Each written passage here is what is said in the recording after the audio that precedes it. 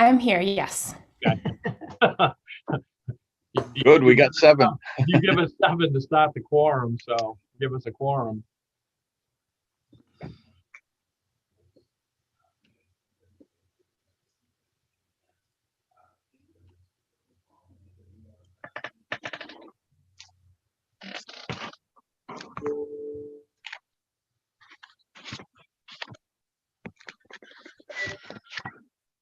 All righty. All right, we're ready to go. Oh, good morning, everyone. I'm Jim Dill. I'm the Senate Chair of the Agriculture, Conservation, and Forest Committee. I want to welcome everybody here this morning.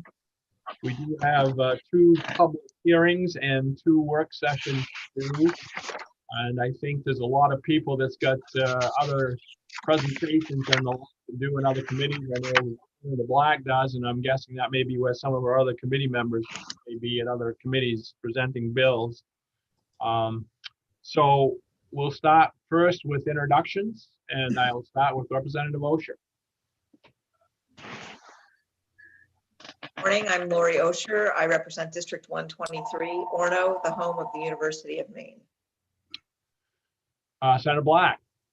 Good morning, Senator Black, representing Senate District 17, which is all of Franklin County and 4 towns in Kennebec. Representative Hall. Good morning, Randy Hall. I live in Wilton and I represent District 114 and 6 towns in southern Franklin County. Representative Schofield. Good morning, everyone. My name's Tom Schofield and I represent House District 112. I live in the town of Weld and I represent 17 towns and townships in Franklin and Somerset counties, the High Peaks region of Maine. Representative Landry. Good morning, Representative Scott Landry from Farmington. I represent the only 2 towns left in Franklin County that aren't represented by these other 3 gentlemen, Farmington and Senator Maxman. Hi there, I'm Chloe Maxman. I represent Senate District 13, which is all of Lincoln County except for Dresden, plus Washington and Windsor. And Representative O'Neill. Good morning. I'm Maggie O'Neill. I represent House District 15, which is in Saco. As I say, I assume other people will be joining us for our on and off, and I know some people have to leave to present bills that are here already. So we'll get going on our, say, 2 public hearings and 2 work sessions this morning. Remember to, like always, just please keep yourself muted until you're ready to speak. Be respectful at all times and make sure you, in the public hearings at least, make sure your questions are questions, not comments, please. So with that, is Representative Paulus out there, Cheryl?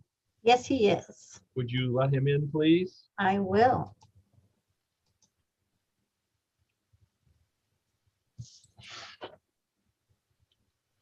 Wow. And I see that Representative Gifford just joined us. Representative Gifford, would you introduce yourself, please, before we start? Thank you, Senator Dill. My name is Jeff Gifford. I live in Lincoln and I represent the District 142. Thank you. And let's see, we got Cheryl McGowan, who is our clerk today. And Karen, our clerk, is out today. I mean, our analyst is out today. So taking notes this morning will be Darlene Shores Lynch. And then when we start our actual work sessions, Danielle Fox will be here to present for us. So with that, we will start with our first bill. So I'll open the public hearing on LD 1299, an act to permit emergency funding for food banks when a state of emergency is declared. And that is Representative Paulus. Good morning. Good morning. Thank you for having me this morning. Senator Dill, Representative O'Neill, and distinguished members of the Agriculture, Conservation, and Forestry Committee. I am Sean Paulus, representative for House District 52, which is all of the city of Bath. I am glad to be here to present LD 1299, an act to permit emergency funding for food banks when a state of emergency is declared. This bill authorizes the governor to immediately distribute up to $400,000 from the state's budget stabilization fund to food banks throughout Maine when our state enters a period of civil emergency. We know, and we will hear testimony later to this effect, that the pandemic caused such sudden economic devastation and food insecurity that food banks across the state experienced major spikes in demand. Think of how many people across the state can barely muster $400 extra in a moment of extreme hardship. That is how we ended up with so many people who were first-time visitors to a food bank. Additionally, the nature of the pandemic created logistical challenges with financial hurdles of their own that food banks had to adapt to. Like the budget of those who rely on them, the budgets of most food banks are extremely tight. The Mills administration worked very hard to address these struggles on both the supply and the demand side, and it deserves credit for adapting on the fly. We don't know when the next crisis will arrive or what its nature will be. But with the frequency of disasters around the world increasing, it's not a matter of if, when it will happen. It's a matter of when. In a way, we were very lucky that the 129th legislature was already in session when the COVID-19 found its way to Maine. We authorized the governor to take swift action to save lives and access crucial funding, federal funding, and we passed legislation to protect our residents as they began to face health crises and massive unemployment. We need strong tools in place to meet immediate needs. The legislature won't always be in session or in a position to return to a session when future crises make themselves known. LD 1299 is a way to make sure that people across Maine can take advantage of the experience and expertise of those already best equipped to feed others, our network of food banks. It allows any governor to act immediately to ensure that those who bear the worst of a disaster will know that a plate of food for them and their children is never too far out of reach. I appreciate the committee's thoughtfulness on this issue, and I know matters a great deal to all of us, and I would be happy to answer any questions. Thank you. Are there any questions for Representative Paulus?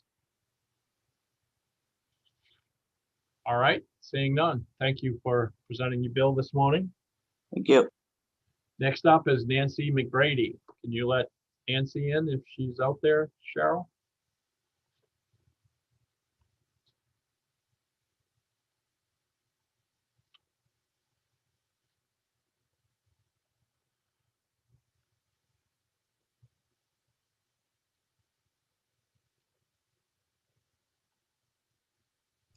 Yeah, I have two Nancy McBrady's in the waiting room, so I'm not quite sure which one's her.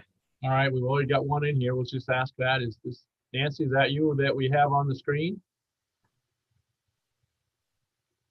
No, Nope. You don't look like Nancy, but No. This is Celeste Poulin, Director of Quality Assurance and Regulation. Right. I did not receive an individual link this morning, so I came in on Nancy's, but she is also here, I believe. okay. Would you let the other Nancy in? I will, thank you. And Celeste, I'm going to change your name and put you back if you don't mind.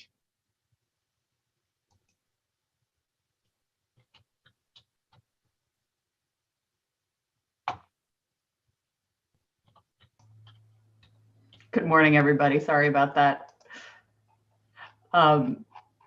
Senator Dill, Representative O'Neill, excuse me, and members of the Joint Standing Committee on Agriculture, Conservation, and Forestry. My name is Nancy McBrady, and I'm the Bureau Director at the Bureau of Agriculture, Food, and Rural Resources within the Department of Agriculture, Conservation, and Forestry. And I'm here speaking regarding LD 1299, an act to permit emergency funding to food banks when a state of emergency is declared.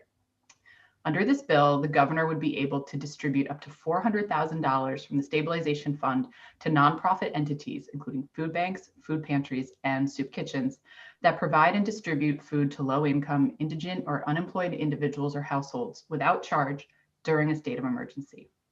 The department operates the Emergency Food Assistance Program, also known as TFAP, which supplies shelf-stable food to authorized food banks, food pantries, and soup kitchens.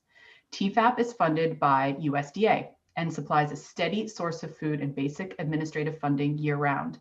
Our TFAP program supplies approximately 250 food pantries and other sites with shelf-stable food year-round at no charge. We support the broad definition of possible fund recipients outlined in this bill, which includes food banks, food pantries, and soup kitchens. These are the same sites that are served by the TFAP program. During the initial months of the coronavirus pandemic, the American food supply chain was disrupted, and the disruptions impacted the emergency food system. There was ample TFAP food on hand in our warehouses, However, with the existing delivery system, it was hard to rapidly ramp up the amount of food supplied to the pantries, and many had unexpected needs emerging. Both the USDA and local philanthropists were very quick to respond. Based on what we heard from our food pantry partners, most were receiving sufficient food and funding by early summer, a response time that we would expect to remain consistent in any emergency in the future. The pantries and other feeding sites had weathered 2 or more months of challenges, however, before the new supplies and funding became available. This bill could help address the gap in any future emergency. Based on our experience administering the TFAP program over the last decade, and particularly during the ongoing pandemic, we do have a few suggestions. First, it seems important to consider whether there will be parameters around how the funds are spent. Will they be limited to food and personnel or extended to cover other costs, including indirect costs? MEMA or DACF could provide guidance and oversight in these types of situations. Secondly, it will be important to consider how the funds will be allocated. We would advocate for ensuring that pantries and other sites of all sizes and in all geographic locations be eligible to access the funds in the event of a statewide emergency. Third, we suggest that the state have the ability to advance rather than simply reimburse funds. Last fall and winter, the department offered reimbursement grants to emergency food providers using CARES Act funding. In accordance with CARES Act funding guidelines, these funds could only be used to reimburse pantries for costs already incurred. However, we had heard from multiple small pantries throughout the state that they did not have cash on hand to make needed purchases. So although we were ultimately able to distribute over $620,000 in reimbursements, numerous pantries missed an opportunity to provide additional needed aid in their communities. Last, we suggest that there be a mechanism in place for monies from the stabilization fund to be repaid to the fund if circumstances allowed, such as if funds weren't used in total, and stipulations to prevent double dipping. During the coronavirus pandemic, the need was particularly great in the initial weeks of the emergency, and then resources began to flow more freely. LD 1299 might be considered a stopgap funding in such circumstances. Maine's network of food pantries and soup kitchens is vital to the health and well-being of its citizens year-round, and thank you for considering how to best support them during times of civil emergency. Thank you. Thank you. Are there any questions for Director McBrady? All right, seeing none. Thank you for your testimony. Sure. Next up is Kristen, and Kristen, I'm sure I would butcher your last name, so I'll let you pronounce it when you introduce yourself. Thank you, Senator Dill. It's Kristen Maley. Thank you for letting me be here this morning. I just want to double check if we're following the 3-minute timeline or if I kind of have a few more minutes to share my comments. It's pretty much 3 minutes, so okay. I got my timer right here. All right, that's fine. Well, good morning, Senator Dill, Representative O'Neill, and members of the Committee on Agriculture, Conservation, and Forestry. My name's Kristen Maley. I'm the president of Good Shepherd Food Bank. The food bank played a critical role in responding to the COVID-19 pandemic throughout the state of Maine, ensuring continued access to nutritious food despite unprecedented challenges and a significant increase in need. This bill would automatically trigger emergency funding for food banks and food pantries when a state of emergency is declared, and we ask for your support for this bill. When the pandemic hit Maine in March of 2020, we were moved to a state of an emergency. I personally was scared. In my 10 years at the food bank, we had never before been called on to serve in an emergency capacity at this scale, even though that is clearly part of our mission. Indeed, we have an MOU with the Maine Emergency Management Association, citing the critical role the food bank will play to help the state respond to any emergency. I had thought that we would be asked to be in charge of executing a plan for food distribution and taking direction. So I joined the first of what would be many, many calls over the next several months with other emergency responders across the state. And we got to the point in the conversation to discuss food, and I was asked, so Good Shepherd, what's the plan? That was the moment that I realized that we were in charge of the plan itself. So we got to work. We immediately implemented all CDC recommended accommodations at our 2 distribution centers and began providing our network of over 500 partners with information on how to implement these guidelines for their work. To respond to the significant spike in demand for shelf-stable food, we immediately began ordering as many truckloads of these products as we could. Because of the uncertainty regarding if people should be touching the food we were distributing, we shifted to a pre-packed box model and established a relationship with LL Bean to help us pack boxes. And the list of adjustments and communications and planning went on and on for months and months. In total, the food bank spent an additional $7.5 million more in the pandemic year on costs directly attributable to responding to the pandemic. I'm incredibly proud of what our team in this network accomplished. I'm sure many of you saw national media footage of food distribution lines in other states stretching for miles as people had to wait hours to get food. We saw that footage too, and we said, not in Maine. While on average, 20% of food pantries across the country closed during the pandemic, in some states it was as many as 50%. In Maine, at least 90% of our partners remained open throughout the entire past 12 months. Other footage in other states showed the National Guard having to be called in to support food distribution. Not in Maine, because the food bank and this network did what we do best. We responded and we fed people. We had no idea how this pandemic would affect people's ability to give to the food bank, which is our primary source of revenue. So we went on blind faith and we started investing in our response. Thankfully, Mainers responded, and through their generosity, we were able to cover this significant increase in expenses. But this is a very vulnerable and risky way to plan for an emergency response. What if this emergency financially impacted more Mainers and they weren't able to respond to support our work? As you can see, the cost of Good Shepherd Food Bank's response to the pandemic was significant. Our role in the state's emergency response is critical. We urge you to support this bill. Thank you for your consideration of my testimony, and I'm happy to take any questions. Great, thank you. Are there any questions? All right, seeing none. Thank you for your testimony this morning. Cheryl, that's all I have to testify on this bill. Is that correct? Okay. That's correct. All right, and I We will have a close these. Question? Yes, I'm sorry. Question. Thank you, Chair Dill. So I guess, oh, she's already gone. My question was, Sorry, I didn't see your hand. So we can bring it back in if she's still out there. Hold on a second. Cheryl, she's still there? Yes, yep. I'll bring it back. Sorry about that. No, it's my fault. I didn't see Representative Osh's hand. Here she is. There she is. Go ahead. Hi, Representative. welcome back, and apologies for not being quick enough on my questions. Thank you so much for testifying today and for the amazing work you've done. And I love the spirit of not in Maine. We're not going to have the national world look at us as not being able to feed our people and having them stand in long lines. So I really appreciate the work that you've done over the last year. So during your testimony, which I read and then I listened to, but I still didn't, the number I'm looking for is this bill says $400,000 will be available. And certainly when our Department of Agricultural Conservation and Forestry says, we got everything, like by the beginning of the summer, we were doing it. And I'm thinking, well, between March and the beginning of the summer, that's pretty, scary that there were so many months because people need to eat every day. So this is certainly sounds like something we need. My question is, where's that $400,000? Is that going to meet your need? Because you described how much you spent more than what you would normally spend. And so what can you repeat the number you used in your testimony and address that $400,000 ask that's part of this bill? Yes, certainly. Thank you.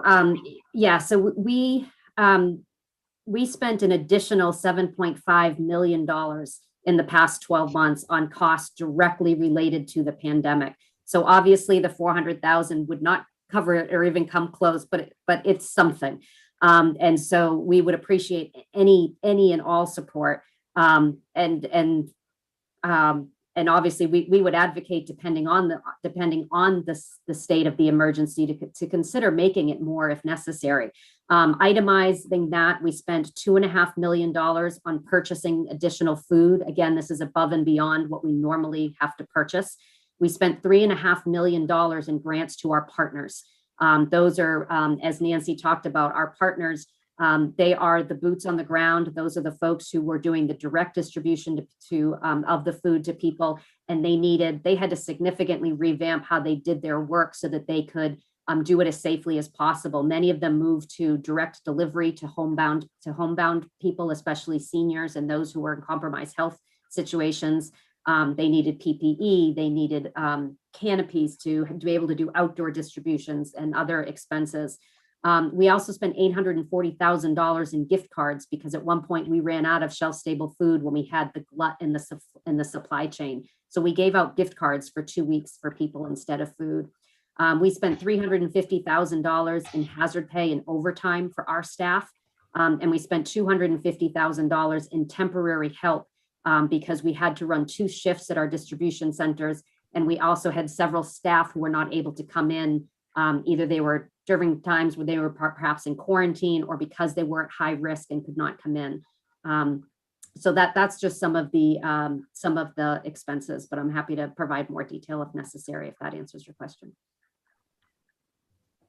So $400,000 is a very tiny amount compared to the response that you that you did for our state, and I really appreciate that work. I guess my question would be, can you, and again, the ACF testimony said that there was shelf-stable food available. So was it that one of the challenges was just getting it from wherever she said it was available to get it to you?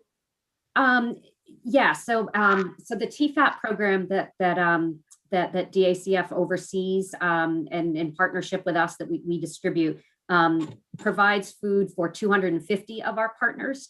But we have over 500 partners. So TFAP because it comes to the USDA, does have a lot of restrictions on it that limits who can distribute and receive this product. So for example, we have over 150 school-based programs. These programs were critical during COVID because that's how we were reaching so many families.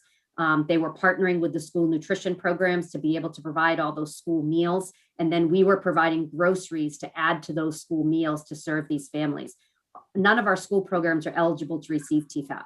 So we were buying food for those programs because they couldn't get TFAP food. So that's one of the challenges. Similarly, we work with over 100 healthcare partners, many of whom were continuing to do food distributions as people were coming into the hospital and being discharged, and they were flagged and they were known to be food insecure. We were providing food for those families as they were leaving the hospital.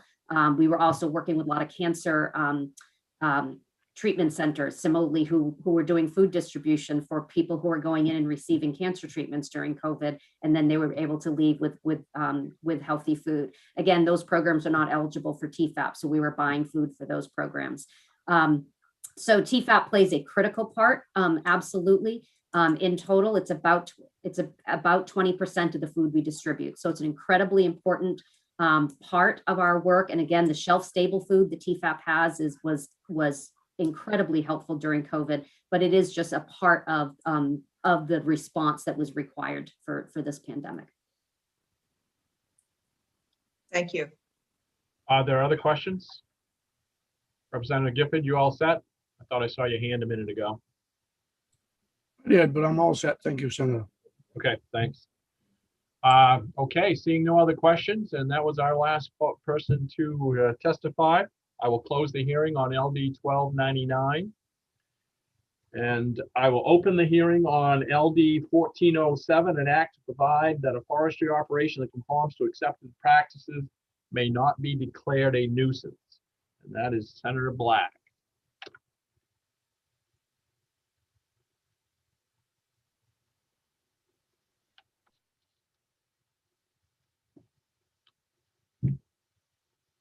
Senator Black, you're muted.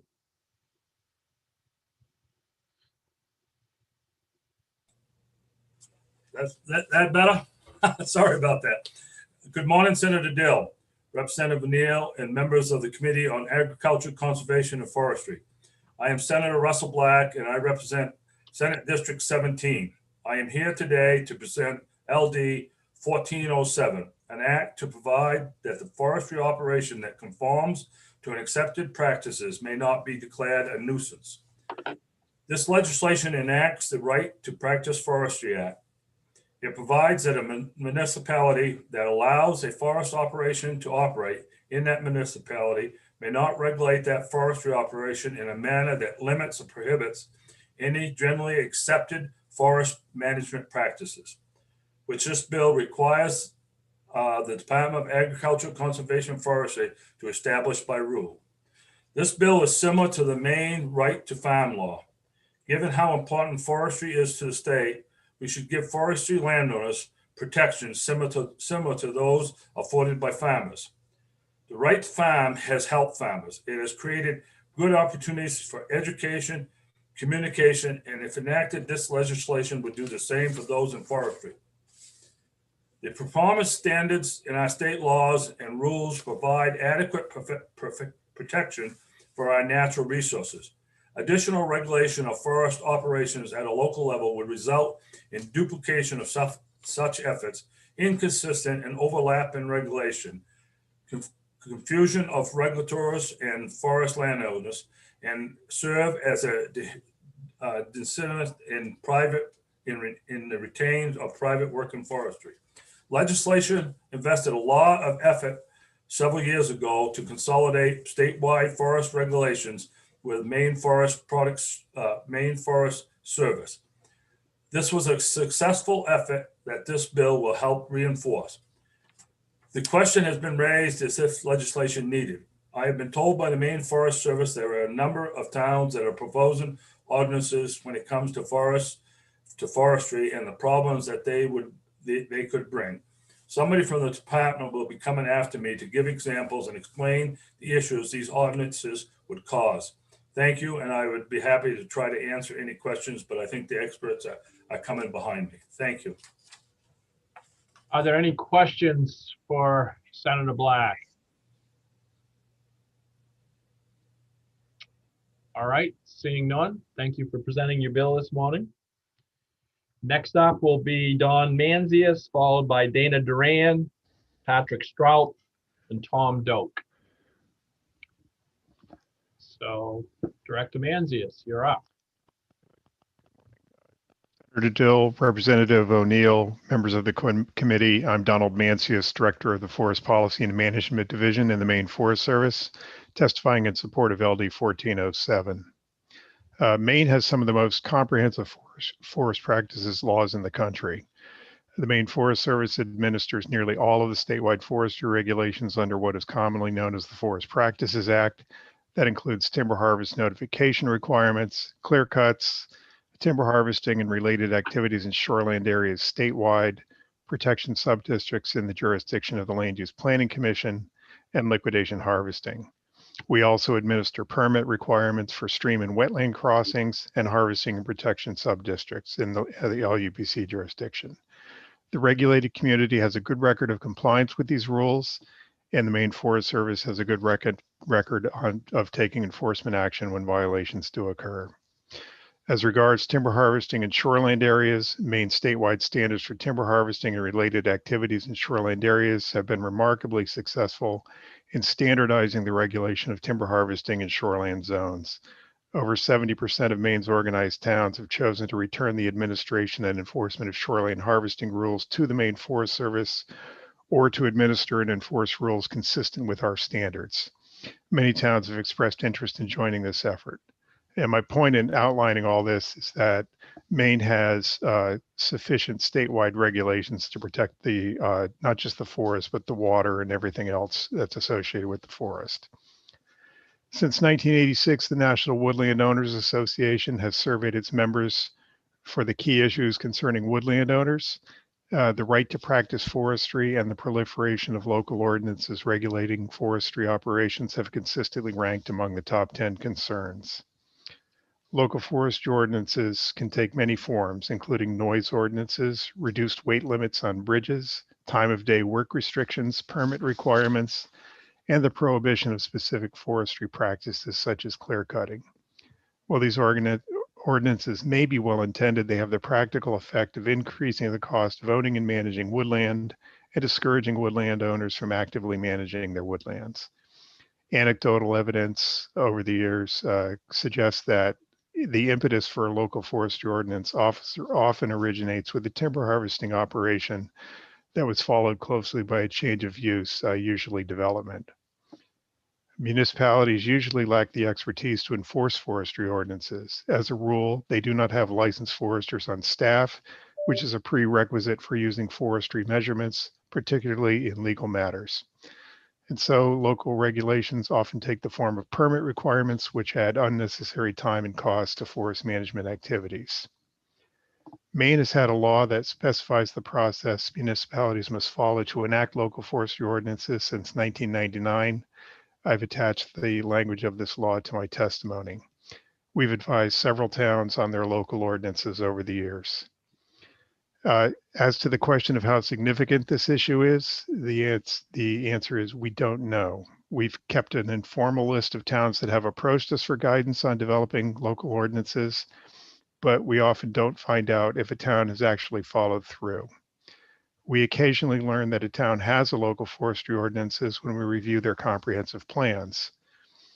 Also, a number of towns enacted ordinances prior to 1999. I was just down in our archives yesterday, and we have a large number of folders with local ordinances in them, but it would take some time to find out if they're still in effect.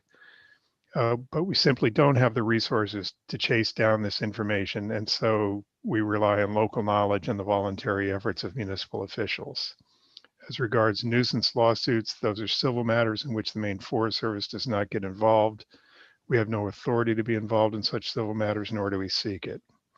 What we do know is this: active forest management provides varied forest products that help support our rural economy while protecting water quality, providing recreational opportunities, and improving habitat for many wildlife species. Since forest management requires the periodic harvest of trees, it's important that the right to harvest trees using accepted silvicultural practices and in full compliance with Maine's forest practices rules not be subject to baseless nuisance lawsuits or the enactment of restrictive municipal regulations that may unfairly target forestry operations. As Senator Black said, think of this bill as Maine's forestry equivalent of its longstanding right to farm law. Given the importance of forestry to the state's economy and quality of life, Maine's woodland owners should be afforded the same protections as those granted to farmers. Maine's statewide forestry laws and rules are working well to protect the state's forest resources. Local regulation of forestry is justified only in the most limited of circumstances. Thank you for your support of this bill. I'd be happy to answer any questions now, and we'll also be at the work session. Are there any questions from anyone? Representative O'Neill. Thank you, Mr. Chair. Thank you, Mr. Mancius, for your testimony. I'm wondering if you can go over other states that have right to forestry laws and how this bill compares to those laws. Yeah, I could give you a brief overview of some of the states that have these laws now. I'd be happy to come back to work session with more detail, but a couple of examples I'm looking at right now on my desk are Vermont, which has a right to conduct forestry operations law, and it deals largely with nuisance lawsuits. The state of South Carolina, I believe also North Carolina, has a similar law. Preempts, states that counties and municipalities may not enforce any ordinance, rule, regulation, et cetera, related to forestry activities, and then it outlines various conditions that the land is in a current use taxation program. It's certified under one of the third-party standards, subject to a conservation easement, or managed according to acceptable management practices as defined by the State Commission of Forestry. So there's a, and that seems to be the flavor of those right to practice forestry laws around the state, our country. There are a number of states that have them. Thank you. That'd be great to have that information for the work session, please. May I ask a follow-up, Mr. Chair? Sure. Thanks. My next question is, can you talk about either now or for the work session? I'm just looking for information and documentation of instances when a forestry operation, or when a nuisance complaint was made, I guess. I'm looking for examples of that, just because I'm not familiar with this. We don't deal with a lot of nuisance complaints at the state level, but anecdotal evidence when one of our foresters or rangers might get a call, it might take the effect of, say, a timber harvest is taking place in a legally permitted subdivision, and the lots are being cleared for the purpose of creating that subdivision, and the neighbors are upset about the fact that the trees are being harvested, even though that's the landowner's right, and they've complied with all the rules that the state has. They're just upset that they're losing their view from those lots. A lot of the complaints that we do here are centered around change of use. I don't know if you need more. Review is different than a nuisance lawsuit, and I'm just trying to. I don't know. I would be interested in hearing those complaints, but also about nuisance litigation, or just Okay. That kind of thing that's come up. Because I can see it. I'm just thinking in the farm setting of folks bringing nuisance lawsuits because of the smell of a hog farm or something like that, and then you have an issue of the developers coming to the nuisance, probably, like we read a case where the farm was compensated to move because the city was sprawling. I'm just looking for nuisance in particular when you use that term. Sure. And then one more follow-up, please, Mr. Chair. Sure.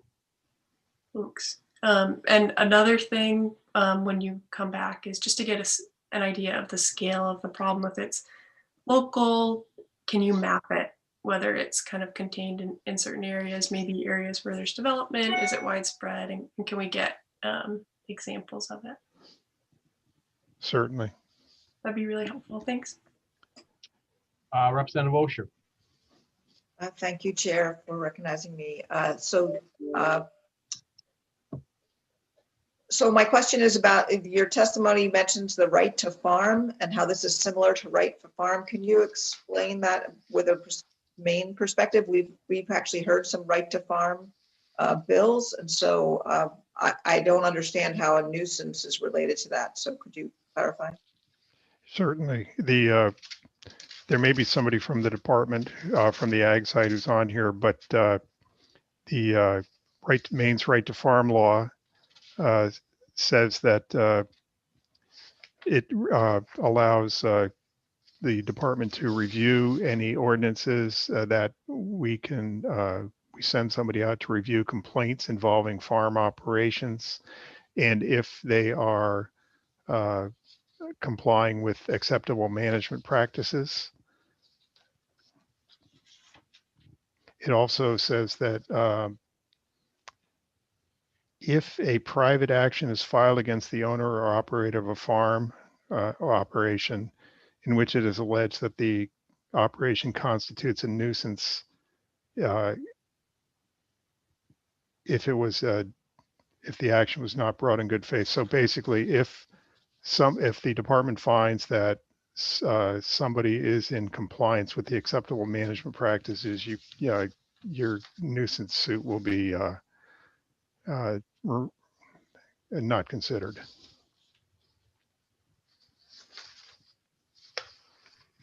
May I follow up, Chair? Sure. First, I wanted to let you know that it's quite distracting the way that you look like a ghost with your background. Sorry. I'll try to fix that. So my request is, could you fix it so that you do not look, as I'm supposed to ask a question, that you do not look like a ghost in your background? Yeah, I'll try to fix it. And I don't think I can fix it right off the bat, but. So thank you very much. And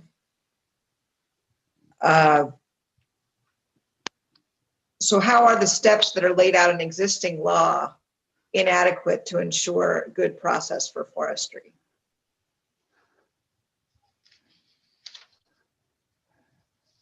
If you'll accept that I'm not going to be on video for now, I'll speak to your question.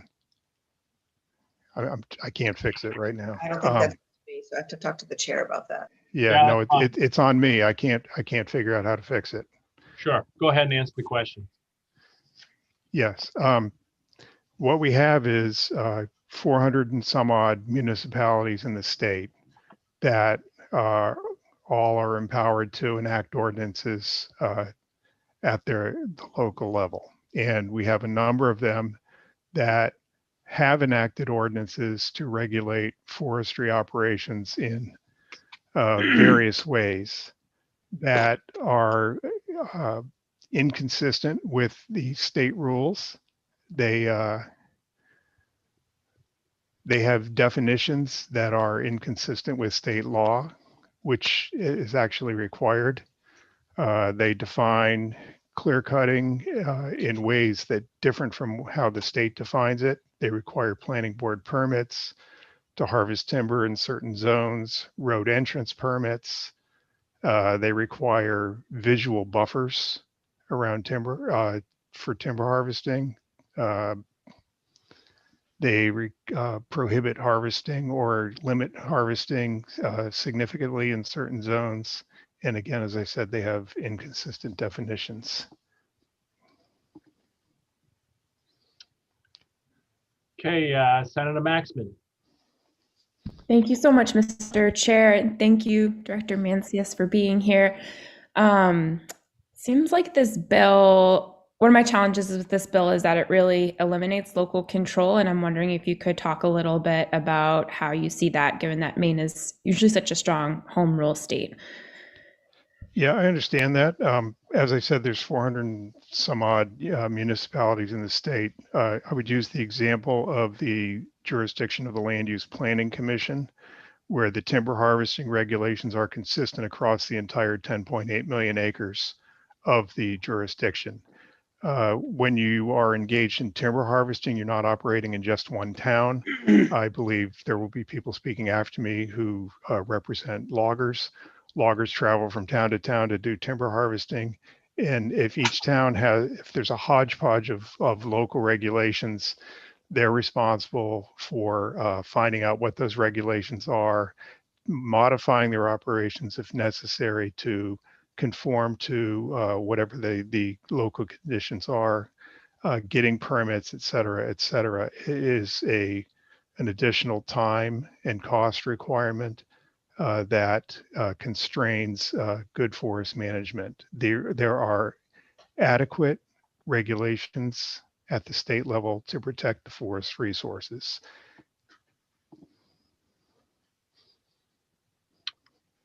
Representative McCrae.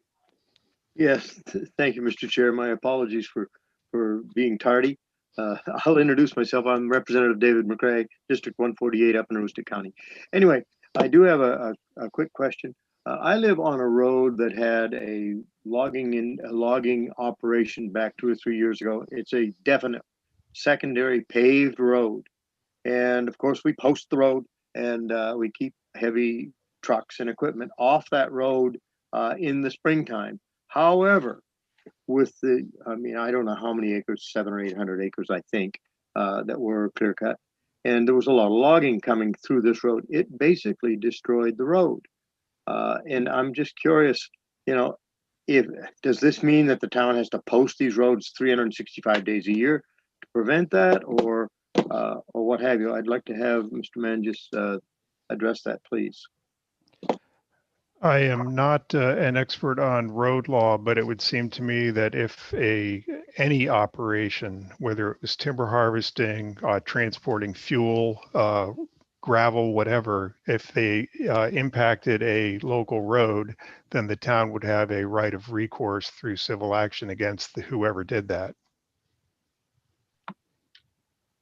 A follow-up, please, Mr. Chair. Sure.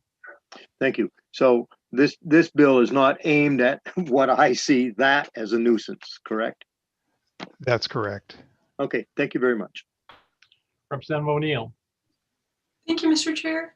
Mr. Mancius, I'm wondering if you could give us a little overview now and bring some more info to the work session on current protections that are in place, or the current process that's in place when municipalities enact ordinances that'll intersect with what we're talking about now.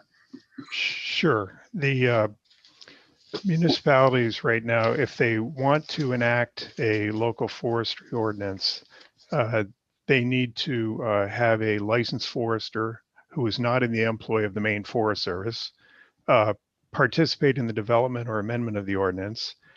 They need to consult with the Maine Forest Service at some point during the development of that ordinance. There needs to be a public hearing on the ordinance, and the Maine Forest Service needs to be given the opportunity to speak at the public hearing. If the ordinance says the ordinance cannot be unreasonable, arbitrary, or capricious, and so on, they need to use definitions that are consistent with state definitions, and any existing ordinances needed to have their definitions updated by a certain date. I don't believe that happened. And then within 30 days of the adoption of the ordinance, the town needs to file a copy with the Bureau. Thank you. A follow-up, please, Mr. Chair? Sure. So how does this process work now? Is it effective? Is it working? Like, what's the justification for making the change, I suppose? It works when we know that something is going on. Many towns, we don't find out that they have an ordinance or are contemplating an ordinance until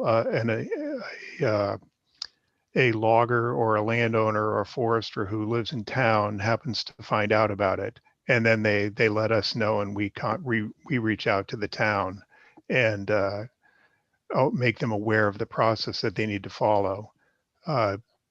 So it's kind of an after the fact thing in many cases where we don't know what's going on out there because many municipalities may not be aware of the requirements of the law. And sometimes we don't find out until that there's actually an ordinance until we review the comprehensive plan for that town every 10 to 15 years. Towns submit their plans to agencies for review, and there we might pick up on the ordinance. Thank you. And just my last question is there an opportunity to work with MMA or just to partner with on communication, I suppose, and education about you all being there as a resource? Certainly. Absolutely. Thank you. Are there any other questions?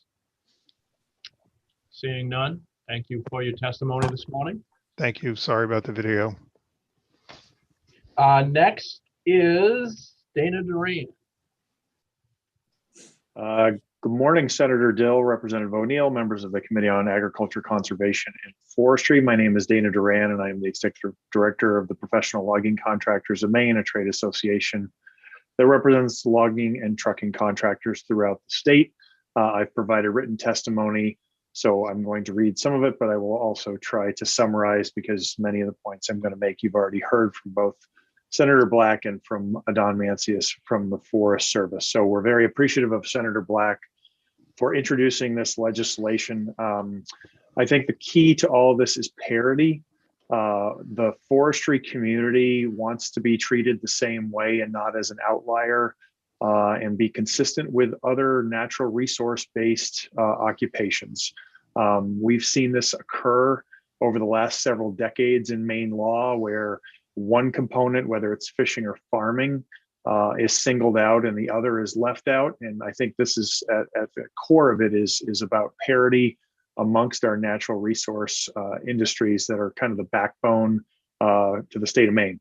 So as both Senator Black and Mr. Mancius mentioned, in 2007, most likely through this committee, The legislature and then Governor Baldacci signed into law the Maine Agriculture Protection Act, also known as the Right to Farm law, which is Title VII, Chapter 6, Section 153. And it basically states that it will protect farming and ensure that it's not treated as a nuisance as long as it follows state and federal laws, rules, and regulations.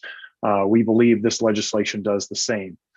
Over the last 2 decades, essentially, especially with mechanized harvesting operations, we've seen local ordinances spring up across the state, which are different, and they're not occurring because of a preponderance of illegal activity, but because one landowner conducts a harvest and the abutting landowners or neighbors down the road don't necessarily approve of the activity. To prevent that future activity, they petition their local code enforcement officer or planning board to restrict forestry activity as a result, and a new ordinance is enacted. Again, I just want to emphasize this isn't happening because of malfeasance or illegal activity. It really occurs because of the opinions of a few in a local area. This causes issues for logging companies. Local ordinance spring up, as Mr. Mancius mentioned. Companies have to essentially know and understand if one town has a different restriction as another, and that costs money to the logging company if they have to comply with different ordinances in every community that they work in. They move a lot, and it's a lot of cost to doing business if they have to respond to each and every one of those. As we all know, the last 12 months have been extremely taxing upon logging companies in the state, especially because of the pandemic and also because of the explosion at the J Mill. Having local ordinances that add cost and complexity without standardization is an unsustainable model. We believe the legislature has invested a lot in the last 3 decades between the Forest Practices Act, liquidation harvesting, the use of statewide standards for shoreland zoning. We probably have one of the most progressive regulatory schemes in the country to protect our forests. And we believe the Maine Forest Service does a very, very good job to ensure rules and regulations are enforced and implemented. We just don't believe that we should also have a secondary level of local ordinances, which can be different in all 400 towns, because it almost becomes impossible for both forestry to occur between the landowners, the forestry community, and then also logging companies. So with that, I'm happy to answer any questions, and I would appreciate the support of the committee on this legislation moving forward. Thank you. Are there any questions for Mr. Duran? All right, seeing none. Thank you for your testimony. Thank you. Next is Patrick Strout. Thank you. Senator Dill, Representative O'Neill, and distinguished members of the Agriculture, Conservation, and Forestry Committee. I'm Patrick Strout from Exeter, Maine, Executive Director of the Maine Forest Products Council. We thank Senator Black for putting this LD 1407 forward and believe it's an important discussion for the group to have. Even though Maine is mostly forested state, the most forested state in the nation, some people are surprised to find that not only is logging taking place across Maine, but in more metropolitan settings, it's also presenting some unique challenges. LD 1407 provides that a local unit of government that allows a forestry operation to operate in that land unit of government may not regulate the forestry operation in a manner that limits or prohibits any generally accepted forest management practices. We think this is a good idea. It's a great policy for the state to have, in that we want communities and people to understand forestry, to accept it as an important part of our economy, and this is a way to do it. There is a precedent with farm operations and commercial fishing operations, so a provision for defining when a forest operation is not a nuisance would be very helpful. Natural resource businesses operate in increasingly urbanized areas and are subjected to nuisance complaints that can trigger actions by communities to discourage landowners from practicing active forest management. And in my testimony, I haven't finished it yet, but we have a little vignette of a member of ours, the Wing family, and some of the challenges they're facing. We suggest several modifications to the bill for consideration. When I take a look at the fishing ordinance, there is a private right of action for nuisance. For forestry, I don't think the Maine Forest Service was necessarily seeking this, but that language contains a private nuisance actions limited provision, which might be helpful in this section. And also, we were confused by subsection 9803. The last sentence is confusing. It should be evaluated. It's the sentence that says this paragraph does not apply in any activity associated with forestry operation alleged to be a nuisance is found to be the result of negligence. I think I understand what the intent is, but it is confusing. So in summary, this is it's not about creating new rules. It's about the Maine Forest Service being able to tell someone that they have no standing for a complaint for operations that are within the law. We think it's a uniforming kind of policy throughout the state. In the urban interface in other states, we're seeing greater and greater challenges to forestry. And so this is a preemptive step that I think is important for Maine as a policy matter. So we urge your consideration and support of LD 1407 and would be glad to answer any questions that you have. Thank you. Thank you. Are there any questions? Seeing none, thank you for your testimony. Thank you. Tom Doak. Thank you, Senators. Senator Dill, Representative O'Neill, members of the Agriculture, Conservation, and Forestry Committee. My name is Tom Doak. I'm the Executive Director of the Maine Woodland Owners. Thank you, Senator Black, for bringing this bill forward. We're a nonprofit organization that works with the family woodland owners in Maine, people that own a few acres of land up to several hundred acres. We also are landowners ourselves. We have conserved 11,000 acres across the state of Maine in more than 40 towns. So we have experience in a variety of different places. We're active managers of the land that we own. I'm a licensed professional forester and former director of the Maine Forest Service.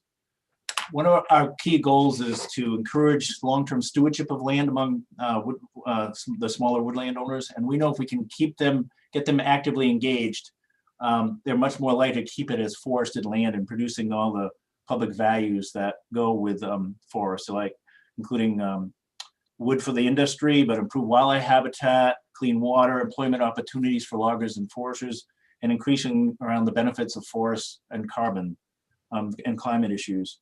We are concerned about the impact of well-intended but faulty ordinances and reactions to harvesting that we see. Cutting of trees is not always pretty or quiet.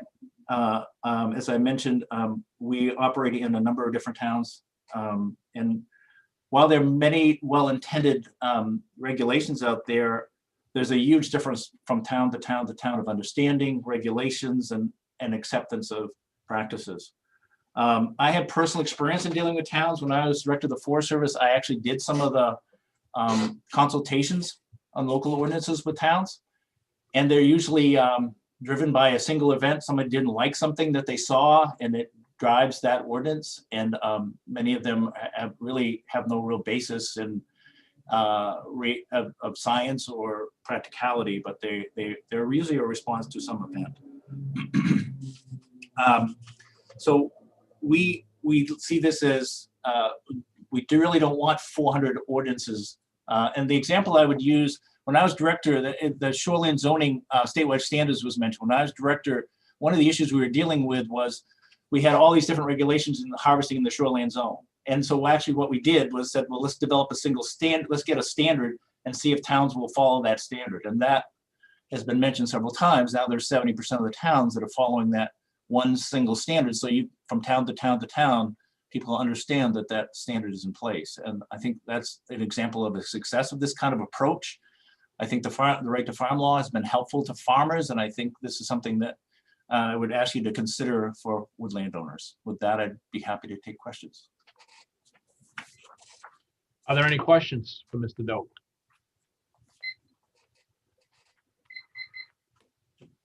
All right, seeing none. Thank you for your testimony.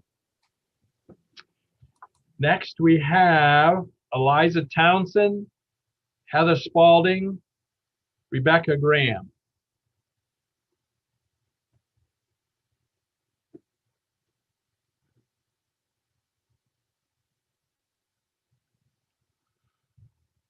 Welcome, Eliza, if you want to unmute yourself.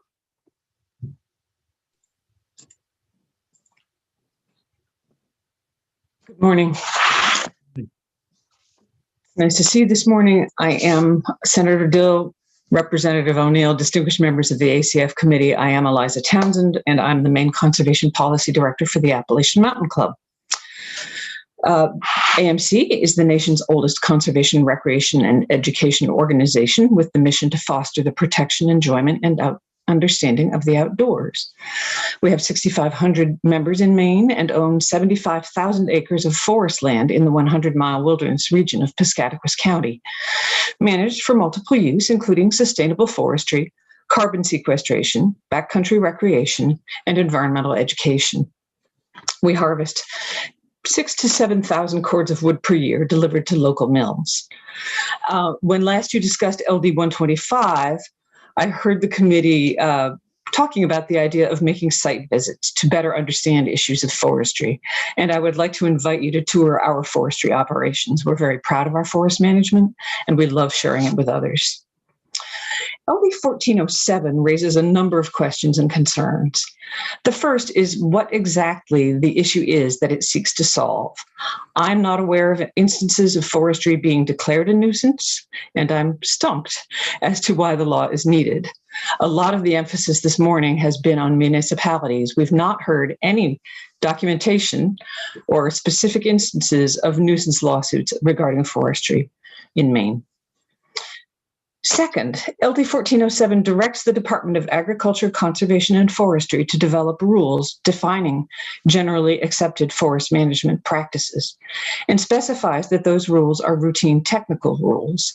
This strikes me as both a significant duplication of effort and as a weakening of our current standards. Maine has a Forest Practices Act, first passed in 1989, and the Commissioner may adopt rules to implement it. Current law specifies that those rules are major substantive rules requiring review by this committee. That is an appropriate level of scrutiny for issues that prompt the vigorous debate that your committee has experienced. Maine has a second set of standards for forestry in the outcome-based forestry statute, passed for the purpose of exempting participating landowners from aspects of the Forest Practices Act. LD 1407 would create yet a third set of standards. Next, LD 1407 preempts local units of government from regulating forestry operations in a manner that differs from the rules to be promulgated by the department. That is a change from current law, which states that a municipality may not adopt an ordinance that is less stringent than the state's minimum standards. Again, I'm not aware of an instance of local regulation of forestry that calls for such a substantial change in state law, a change that departs from Maine's history of home rule.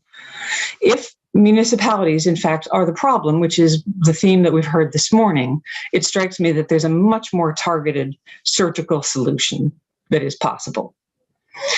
My colleagues have clarified for me that herbicides can be captured under the term pesticides. But I do want to point out that one of the occurrences that are listed in the bill that cannot be considered as a public or a private nuisance is the use of pesticides.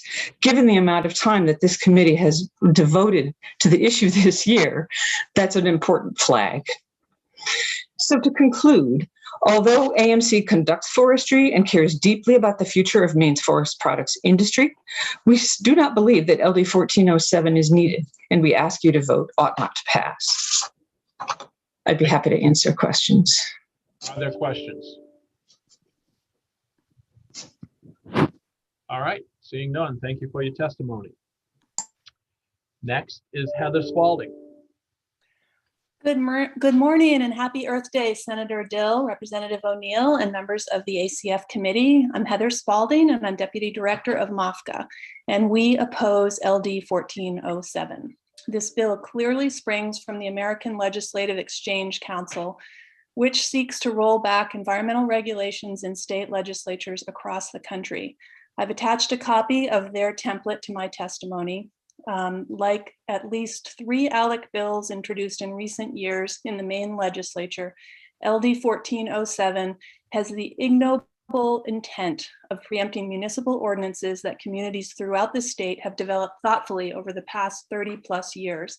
Many communities have local policies that go above and beyond normal forest practices because they want to ensure protection of local water resources and vegetative cover to prevent erosion, and they want to protect human and environmental health from exposure to toxic chemicals used in forestry and agriculture. If LD 1407 were to pass, it would require Maine's Forestry Department to define generally accepted forest management practices and would prevent any municipality from regulating those generally accepted practices. Effectively, the same department that condones spraying about 15,000 acres of forest land each year with carcinogenic glyphosate would prohibit communities from enacting local pesticide ordinances. Maine already has laws in place to ensure that communities work respectfully and collaboratively with forest landowners when creating municipal ordinances.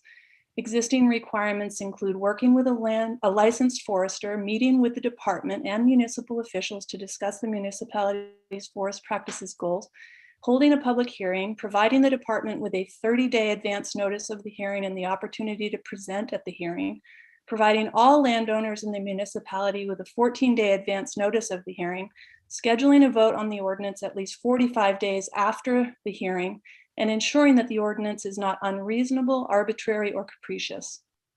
Given the extensive requirements for any community considering adoption of a forestry ordinance, LD 1407 is superfluous at best, but more likely a sneak attack on home rule. Maine communities have a right to protect themselves and their surrounding ecosystems from harmful chemicals and extractive industries that pollute the water, cause soil erosion, and threaten wildlife populations. LD 1407 is an affront to democracy sent to Maine by a lobbying entity that represents the fossil fuel and energy industry, the pharmaceutical industry, the tobacco and alcohol industry, Coke industries, and other out-of-state corporate interests. The ACF should vote return to sender on LD 1407. Thank you. Thank you. Other questions for, yes, Representative Osha. Thank you very much for your testimony and for pointing out that the phrasing of this bill looks like the template from ALEC. My specific question is about what would a homeowner, excuse me, a landowner, what kind of recourse would they have if this bill were passed, if there were spray drift from a pesticide that was applied for forestry practices and it drifted over onto their land? That's unclear. It sounds like the language in this bill makes pesticide spraying, which we know that pesticides drift. I mean, that's just drift happens. That would have to be determined. It sounds like there would be no recourse, or there would be no opportunity for a community to adopt a municipal ordinance against the aerial spraying or spraying of pesticides for forestry practices.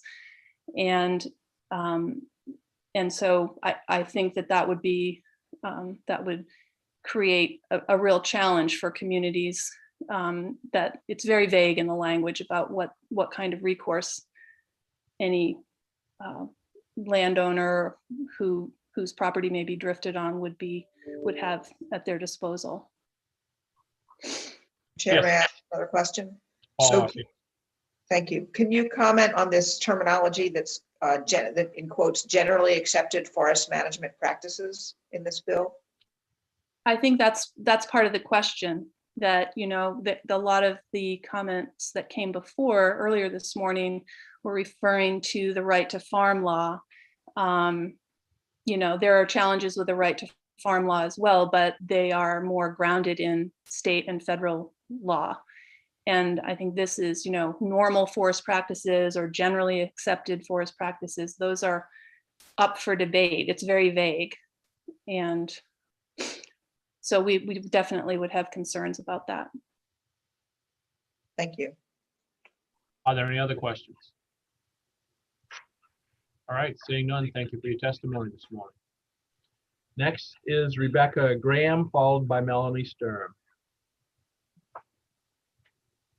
Thank you, Senator Dill and Representative O'Neill and distinguished members of the Agriculture, Conservation, and Forestry Committee. My name is Rebecca Graham, and I am here testifying neither for nor against LD 1407 at the direction of MMA's 70-member Legislative Policy Committee, largely because we don't believe that there is a problem here to be solved.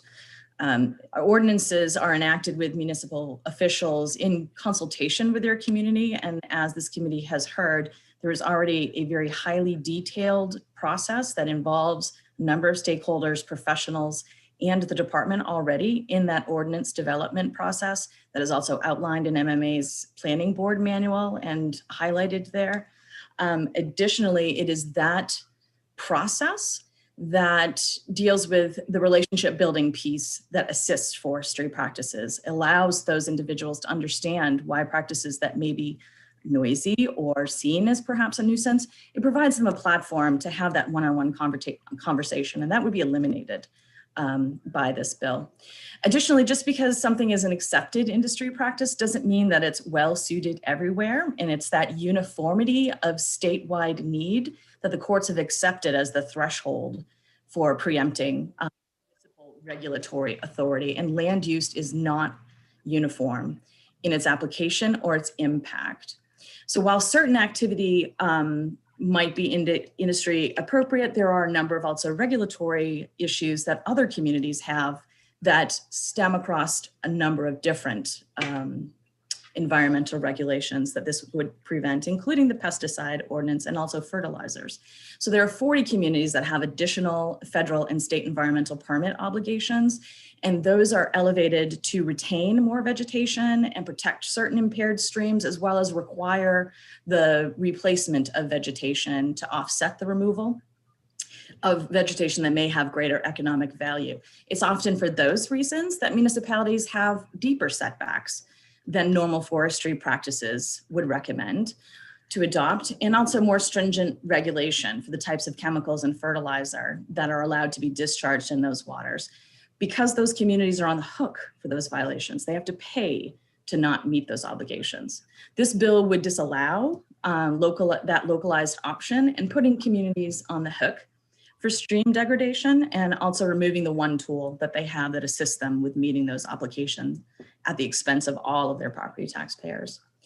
Pesticide ordinances are also deeply important, as you've already heard, to residents, and municipal ordinances that define that application or style or location are community priorities that officials feel make residents more amenable to forestry practice. Historically, spraying of pesticides for vegetation removal has caused spray over into certified organic farms and actually caused the loss of those farms for their livelihood for a minimum, I believe, of 5 years, but I think Mothka could maybe follow up on that. Can you finish up in a sentence or two, please?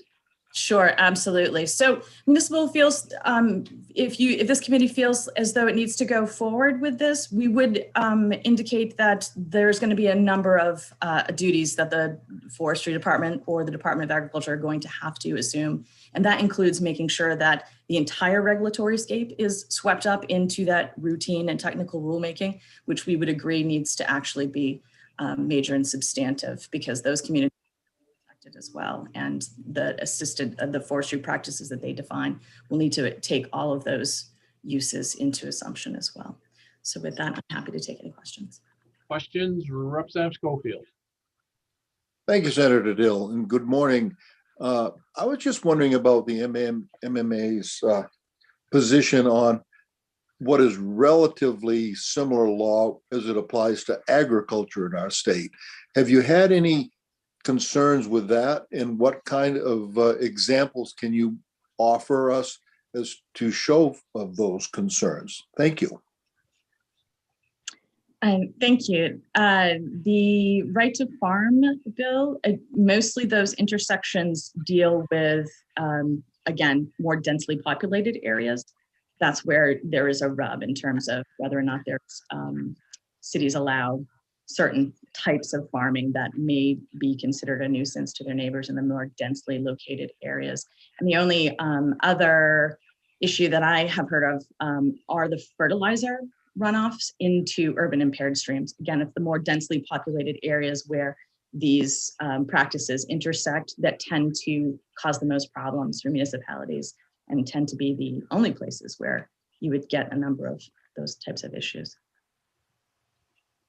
So if I could follow up, Senator Dill, I'm trying to understand the correlation between this bill and the impacts that you feel might be problematic, as opposed to what was done with the agriculture community.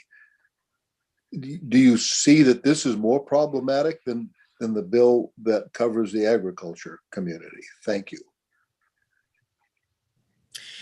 We believe that as this bill is written, it would strip municipal authority to limit pesticide use within their communities and to prohibit or define how they get sprayed, which impacts a number of adjacent businesses in a way that farming application might not actually operate in that same way.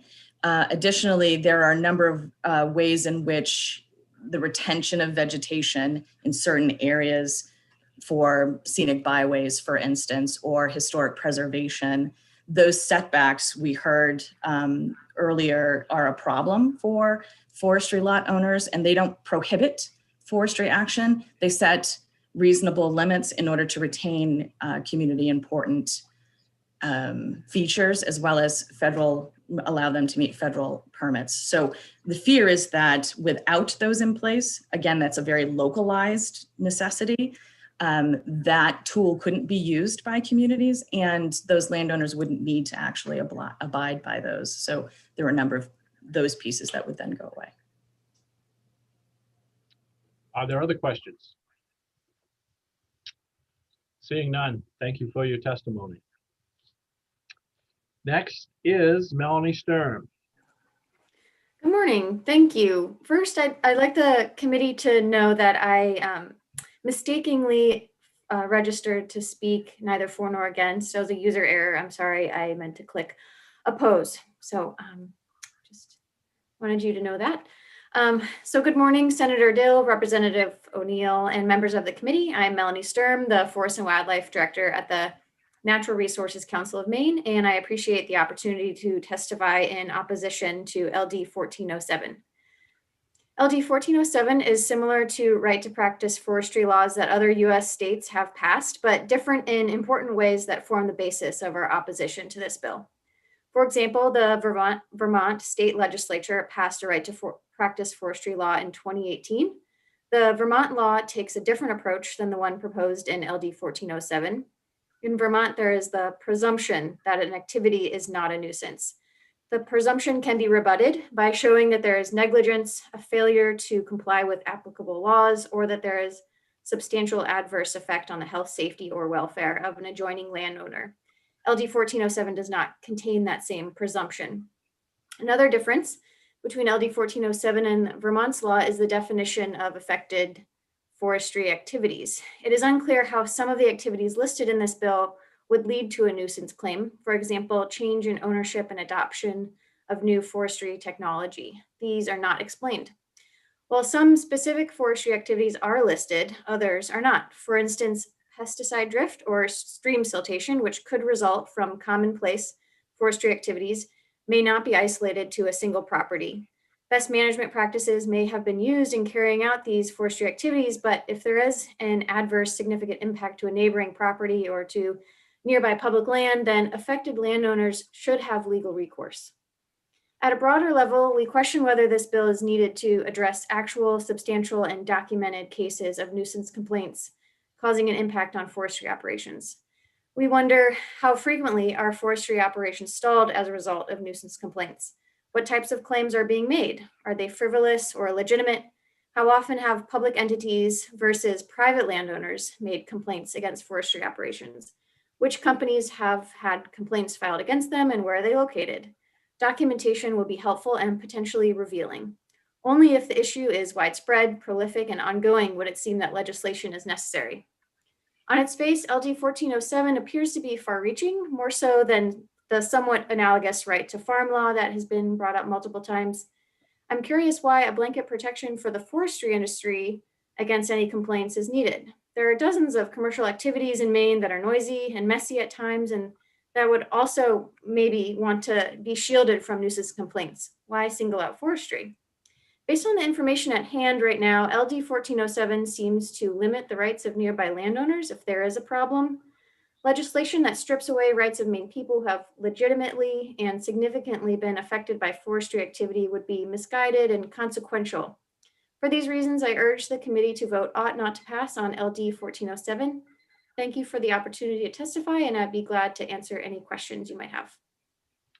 Perfect time. Any questions? Seeing none, thank you for your testimony this morning. Okay, Cheryl, that's all I have for folks. Yep, okay, I will close the hearing on LD 1407. And we will now switch gears a little bit and we'll turn over to our work sessions. And the first work session we have is I'll open the work session on LD 574, an act to clarify the Maine Food Sovereignty Act. So, Danielle, welcome. Thank you. Good morning, Senator Dill, Representative O'Neill, members of the Agriculture, Conservation, and Forestry Committee. I've had the pleasure of meeting a few of you, but there's several of you on the committee that I have not had the pleasure to meet. Hi, Representative Gifford. We worked together a long time ago on VLA. Anyway, my name is Danielle Fox, and I currently am honored to serve as the director of OPLA. He's waving now.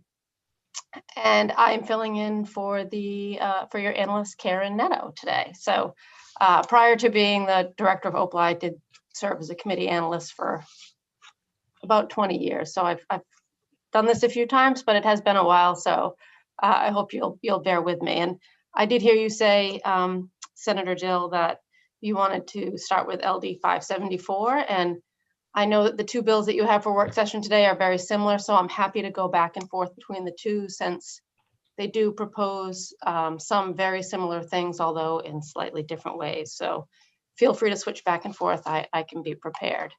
And do you normally look at the bill analysis while Karen speaks? Would you like me to share my screen or do you want me to just go ahead and talk? Go ahead and share your screen if you want to. Sometimes it helps people. Sure.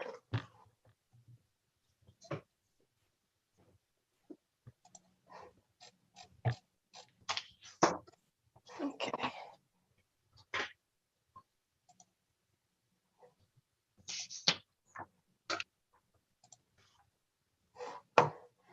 Everybody seeing that okay? I can make it a little bigger. I think that's probably good. All right. So LD 574 is an act to clarify the Maine Food Sovereignty Act. And current law defines direct producer to consumer transaction as a face-to-face transaction involving food or food products, and it takes place at the site of production of the food or the food products. This bill, LD 574, would amend that definition to mean any exchange of food or food products directly between a producer and a consumer in a mutually agreed upon manner. And the face-to-face requirement that is in current law in terms of this transaction would also be removed by this bill. So the bill would strike that in the definition. The bill also provides counties with the same authority as municipalities to adopt producer to consumer ordinances under the Maine Food Sovereignty Act. And as I believe you're all aware, the Maine Food Sovereignty Act authorizes municipalities, specifically municipalities, to adopt ordinances relative to these direct consumer to producer to consumer transactions. So that's what the Food Sovereignty Act does. It allows municipalities to enact their own ordinances, notwithstanding any state law that may govern food. So normally state law would preempt what a municipality does, but in this case, those ordinances can be enacted by a municipality and in spite of what the state law says, with the exception of the laws that govern the preparation of livestock and poultry products for human consumption. So municipal ordinances that would address those have to comply with the state law. So the state law governs when it comes to the preparation of livestock and poultry products for human consumption. Karen actually provided me with a summary of the testimony from the hearing. And so that is provided for you, and you can see that you received testimony both in support and in opposition to the bill, as well as neither for nor against. In the neither for nor against, there were some suggested amendments that municipalities and counties may include or exclude farmers markets as permitted sites of sales of products sold under municipal ordinances, and that farmers markets have the right to regulate the sales of products permitted at their markets, even if they operate in a municipality or county with an ordinance. So those were some of the things that were related to the suggested amendments. Also, municipalities, counties, and farmers markets have the right to regulate labeling of products sold without excuse me, state license, including those produced under an ordinance that doesn't require it.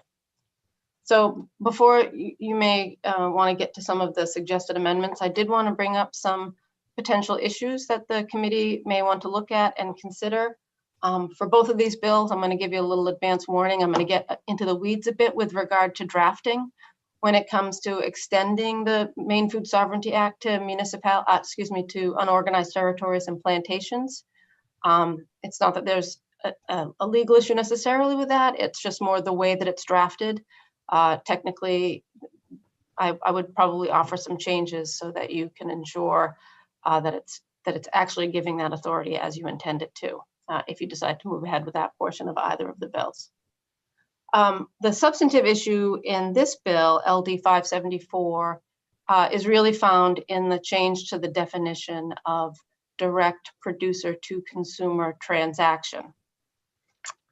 And I don't know if you have a copy of the bill handy or in front of you, but as I noted, the definition would remove the face-to-face transaction requirement. So what that could mean then is, without any other limitation added, that the transaction could happen anywhere, and it could also potentially be a delivery or a shipment or take place at a farmer's market.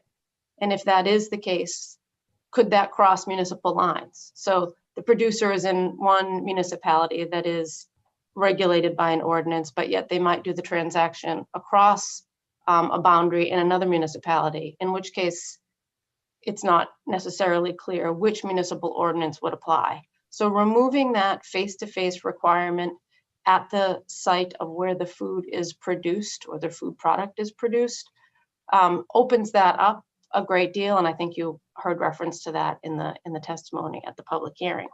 So that's probably not so new to you in terms of an issue with the bill. What might have gone unnoticed is the actual way in which the definition is changed in terms of the word transaction. So as drafted, the new definition could possibly be read to limit the exchange of food and food products only. So they removed the word transaction and they changed it to an exchange of food or food products. So that sounds like sort of maybe like a one-to-one transfer or exchanging similar items, whereas transaction has a broader meaning where it could also, it's involving food or food products, but it could also incorporate cash, for example, so funds. So it might be a little bit of a wonky sort of technical reading of this, but I do think that since the definition of this transaction, so the direct producer to consumer transaction, is sort of at the heart of the Maine Food Sovereignty Act, you'll want to be careful in terms of how that is defined. So if you could bear with me, I think it might be helpful if I actually read how the new definition would, if you went forward with this provision of the bill, how that definition would read. And it would say that direct producer to consumer transaction means an exchange of food or food products directly between a producer and a consumer in a manner mutually agreed upon by the producer and the consumer of the food or food products. So it does say an exchange of food or food products. So that could be read to limit that that's the only thing that changes hands in either direction. And so we may, if this is something, if you want to expand that definition, we may want to maybe go back to the use of the term transaction in some way, which incorporates potentially, more things going back and forth, including cash. So that was one of the issues that I wanted to raise to you with regard to the definition, as well as how it expands overall what these ordinances regulate, and then could create some ambiguity if we're not talking about this transaction happening at a specific location face to face. It does create some ambiguity about what ordinance would apply, because each municipality can adopt them on their own and they could differ, or you could go into an unorganized territory or a plantation where there isn't currently an ordinance, and it would be unclear which one would apply. So those are some of the more substantive issues relative to the bill. And then with regard to something that both of the bills before you today do, which is to grant, to give access to the Maine Food Sovereignty Act to unorganized territories and plantations. Each of the bills do this in a little different way. And Section 2 of this bill, LD 574, amends the Food Sovereignty Act to provide for ordinances governing these transactions in the unorganized territories. And it references a new section of law that the bill creates in Title 30A.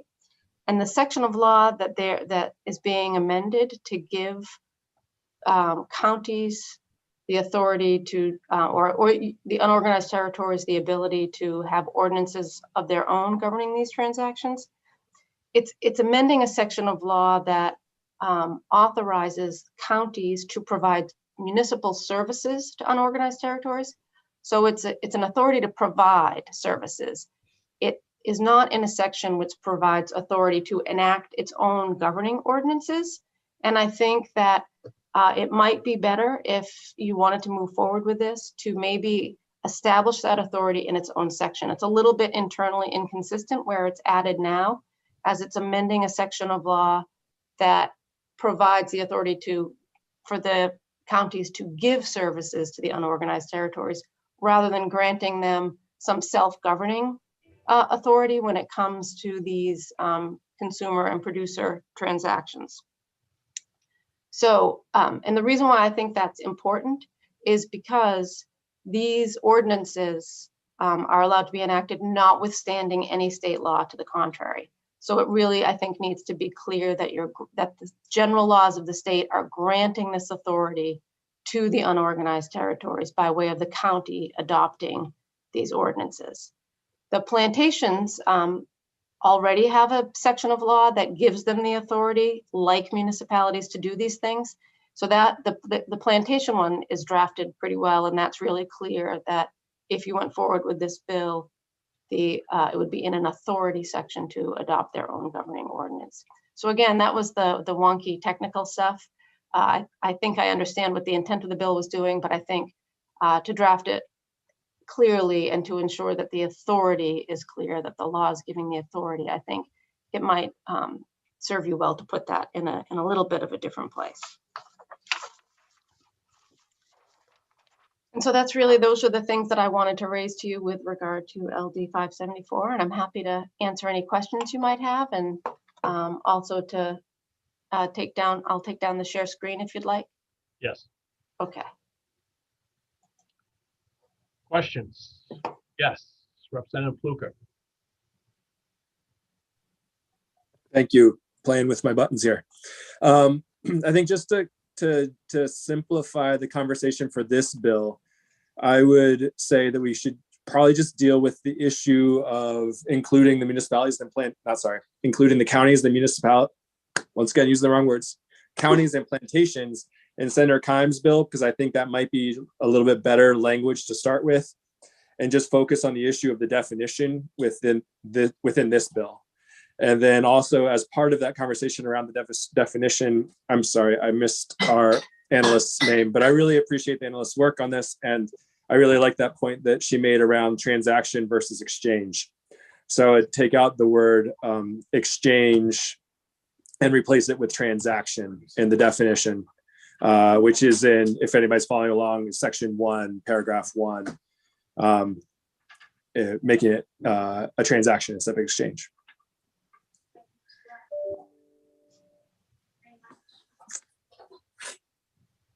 And that's the end of my presentation. If there's any, yeah. Any other questions for Danielle? Is there anyone else that anyone wants to hear from? I don't know who's out in the waiting room from the department. Probably Celeste Poulin and Nancy McBrady on this one. Would you bring them both in case we have any questions, please, Cheryl?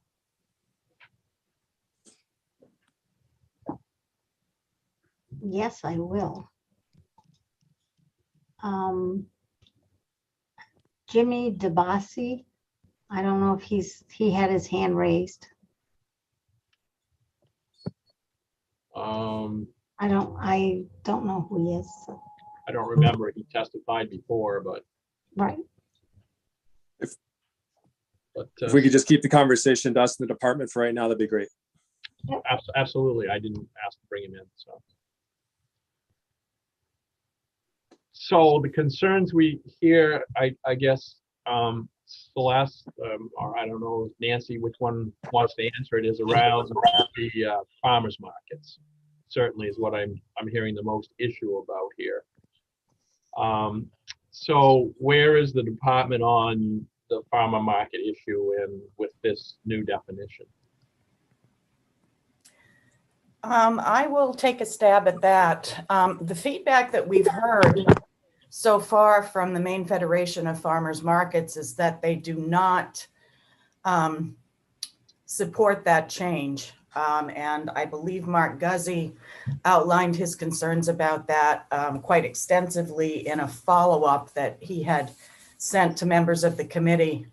My concern around the farmers market piece is that it would remove that site of production requirement for the transaction to take place. And that's a critical piece that kind of maintained the safety in the original food sovereignty legislation. What my inspection staff do when they go out to inspect a site of food production is check for sanitation, safety, hygiene. And by removing our ability to serve that function, it puts the responsibility for checking on those things directly back on the consumer. And the consumer can't make an informed evaluation if they're not at the site. So that's primarily my concern about the site of production piece, which would also apply to the farmers markets. Okay, thank you. Are there other questions from the department? All right, seeing none. Okay, is anyone ready to make a motion here? I think Representative Osher would like to speak with Mark Guzzi, or is Mark out there? Oh yes, he's out there. Would you Representative like- Osher, is there someone you'd like to talk to? Yes, I'm interested in hearing. He spoke at the public hearing and then sent us a written testimony after querying farmers markets. He runs the Orono Farmers Market and I represent Orono. And so I'd like to hear from him because he, after the public hearing, did an extensive evaluation by communicating with farmers markets across the state. So I'd like to hear his testimony about that. Okay, would you let Mark in, please? I will.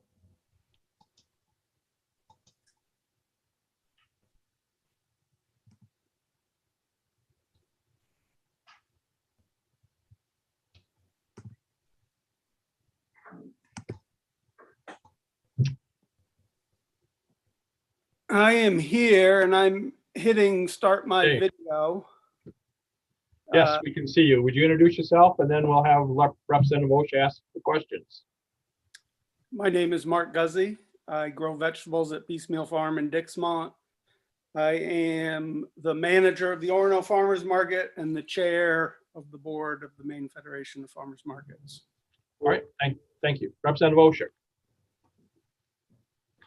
Thank you, Mr. Guzzi. Thank you so much for being here. I'm interested in hearing about this part where this bill takes out the point of production section, and I've heard that that's particularly problematic for farmers markets because, and I wanted to hear about that and what the farmers thought. Well, after the hearing a few weeks ago, when it became evident that whether it was the primary intent or not, that there would be the potential for a significant change in the way that some farmers markets operated in terms of sort of a universal requirement for vendors to have state licenses. The Federation sort of tried to take a deep dive in it by reaching out to as many members as we could to hear their point of view about this. And as a result of those conversations, I submitted some more testimony, which I hope everybody had a chance to read. But to sum it up, a significant majority, I mean, with the 40-something markets that we surveyed, it was 75%. We're really opposed to allowing municipalities to pass ordinances that just blanket would remove the licensing requirements for vendors at the market. And as I explained, for the markets, the licensing requirement is really an important part of our management of the markets. And if you don't do farmers markets, it's hard to understand what a challenge it is to manage all of these diverse businesses that assemble on a weekly basis to sell to the customers. And we really do depend on the state sort of giving its approval to the facilities and the processes that are being used to produce the food that's being sold at the market. I mean, we have some of our own internal mechanisms to judge that, but and you know, I'm not anti-food sovereignty. I'm pretty sympathetic, and I looked very closely at the sort of, you know, the fundamental tenets of food sovereignty, and there are just so many exchanges happening at the farmers market that really just wouldn't even meet the internal definitions of food sovereignty in terms of a patron being an informed individual. Some of those transactions are absolutely capable of meeting that definition, but you just have so many new people coming through the market every day, every week, every summer, that it would be very difficult to ensure that the customer base really understands the nature of the fruit products that they're purchasing at a farmer's market. And, you know, I'm happy to answer any more questions. I don't want to blab on forever about it. We had some examples of a market where that was occurring. You know, I don't want to pick on anybody. I kind of looked at that, and even there, you know, it's a great story. I'm glad for them, but it's not like the kind of thing that is going to work across the state. And the more of it we have, it's going to create issues. Okay.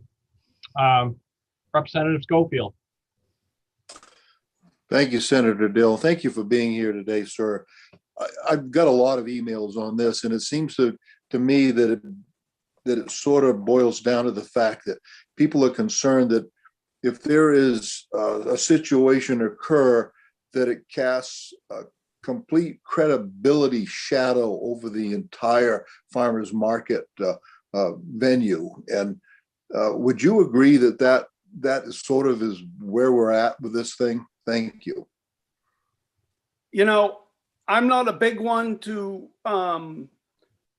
denigrate other people's food products, but when you ask that question and an event should occur, it's not just an event of a poor or possibly even dangerous food product being purchased at market. It's also events such as disruptions in the market and upsetting the ability to manage and function for the markets. For example, I'll just give you an example. Actually, two examples. When vendors have a disagreement over how to manage a market, one anecdote that can happen is all of a sudden a municipality can say, okay, you have your farmer's market. Right next door, we're going to allow a second farmer's market to form with different rules. And so you have a market and they can't agree on whether or not they're going to allow unlicensed products or not. And the majority of the market decides that they aren't going to allow that. But the municipality, being sympathetic to the food sovereignty, says, okay, in our public parking lot, we're going to let this second market set up right next door. I call that two markets, one location. Another example would be you had a market and they had a disagreement. They couldn't agree on the rules. They decided to split up and each hold a market in a separate part of town. I call that one market, two locations. They may share the same bank account. They haven't really broken up from a management point of view, but because the vendors couldn't agree, they're having market in two separate sides or two separate parts of town. That would be in the vein of, in some ways, just as much, if not more of a risk to farmers markets, is that the very issue itself, the fact that you've opened this door to the possibility, will make it more difficult to manage markets. And when that sort of tension is involved with all of these different businesses, it really does take away from the viability of markets in general. It sort of ruins our reputation. I mean, the food safety point of view, I think, is legitimate, especially with food products that are known to be potentially hazardous when they're not handled properly. You know, in the examples that we've seen, it's a lot of bakery and sort of real basic, you know, the coffee roaster. These aren't really high risk foods.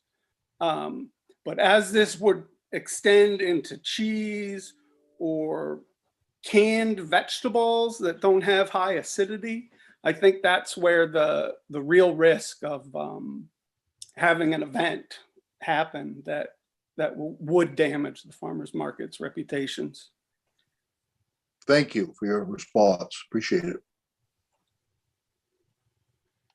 Are there other questions that anyone has? Chair. Yeah. Representative Osher. Use the raised hand function.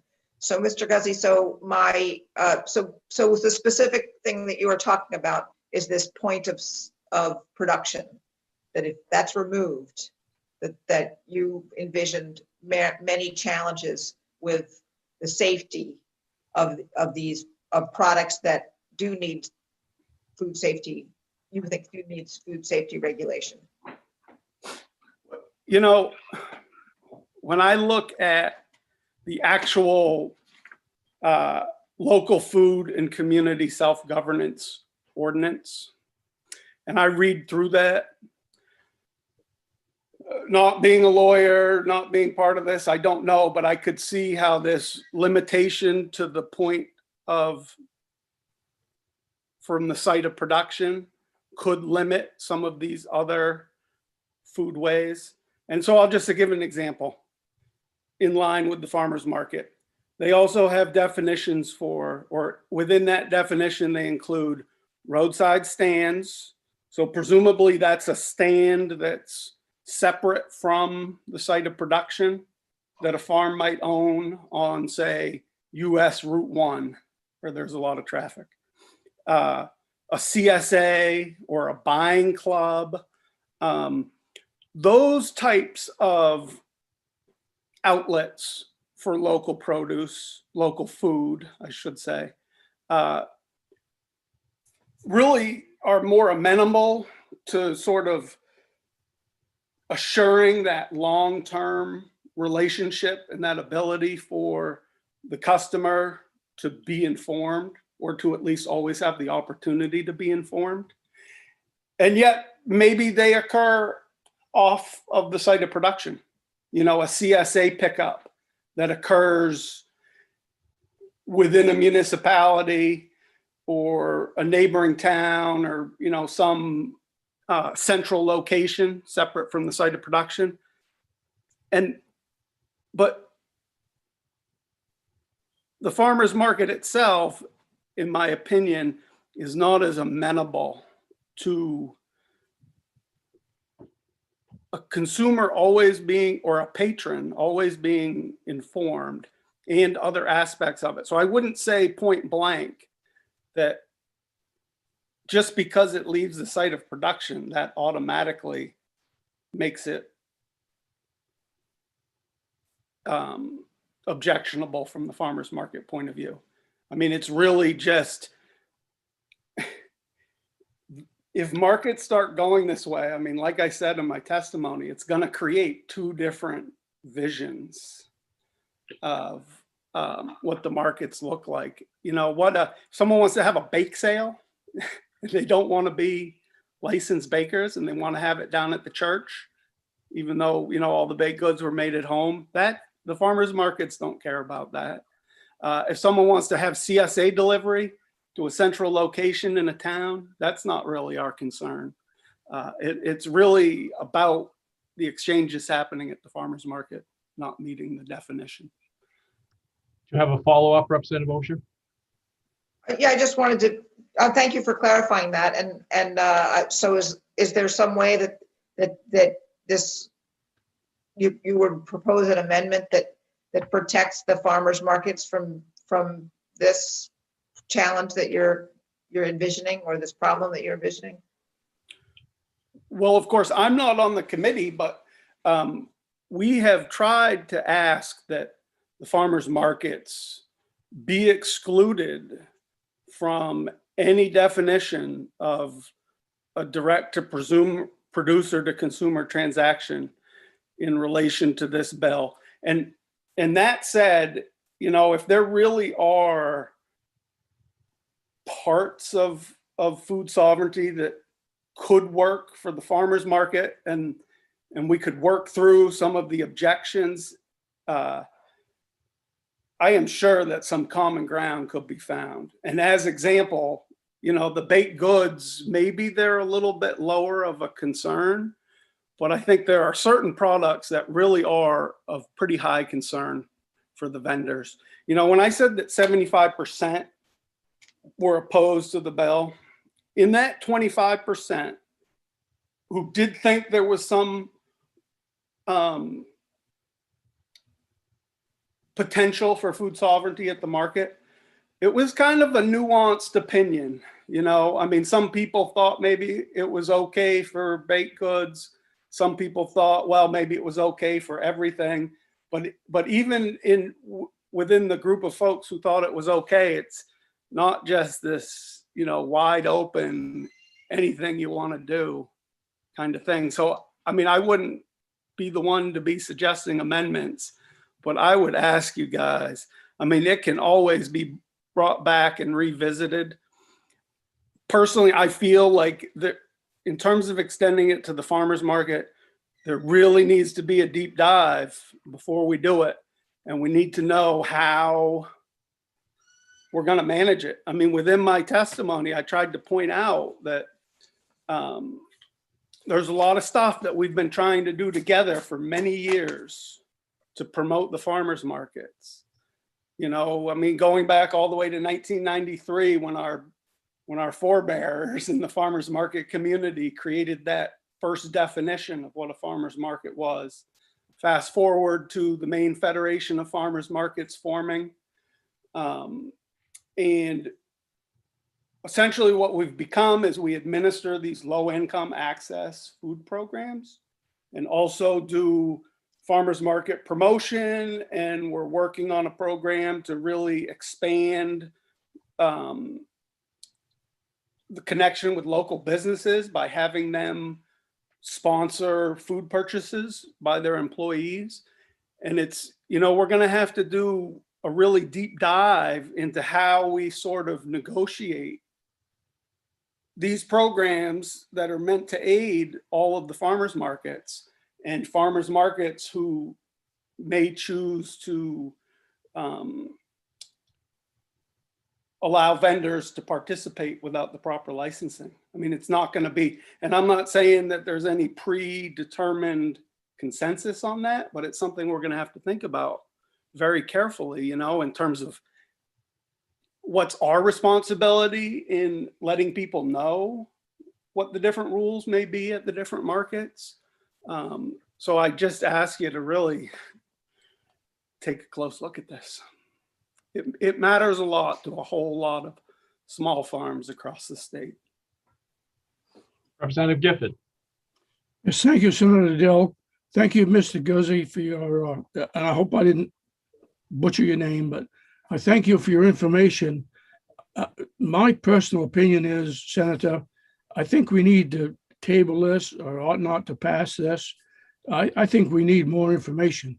I just learned that I don't know anything about farmers markets, and we've had one here in Lincoln for 3 years. And I just believe that we don't have information enough. We don't want to harm the farmers market. I think it's a great tool for the farmers. And I sympathize with Mr. Guzzi that's trying to make a living farming and raising vegetables. So that's just my take on it. And I got a question for Danielle, if she's still there. Yeah, she's there. Go ahead. Danielle, you talked about unorganized territories. How would that affect unorganized territories? I just questioned what that meant. Thank Sure. you. So the current Maine Food Sovereignty Act is only applicable to municipalities. So both of these bills propose ways to authorize the unorganized territories and plantations to also, like municipalities, adopt ordinances governing these direct producer to consumer transactions. I think there are issues with the way each bill does it. So if it's something that the committee wants to do with one bill or the other, I'm happy to explain probably the better ways to do that to ensure that it achieves what you intend. But right now, the unorganized territories are, under current law, are not part of the Maine Food Sovereignty Act, and neither are plantations. It's only municipalities. So in order to incorporate unorganized territories and plantations into the Maine Food Sovereignty Act, it would require a change to the law. Okay. By the way, it's very nice seeing you again, Danielle. Nice to see you too. One more question. So right now, if I may, Mr. Chair. Yes. Right now, the organized territories are governed by a municipal law, but the unorganized territories aren't. Is that correct? Yeah, it's only municipalities. So plantations do not have the authority to adopt ordinances governing these producer to consumer transactions, neither unorganized territories nor the plantations. As both of these bills propose, it would be the counties that would adopt the ordinances on behalf of the unorganized territories within that county. I'm making a presumption, although I think this would be a useful discussion for the committee to have. But I'm making the presumption that there would be one ordinance that would apply to all unorganized territories within the county. Plantations could be plantation specific, I think, the way that the law is crafted. But that when you get to that finer point of either one of those bills, I'll be prompting you for clarity on those things. Okay, thank you. Representative Underwood.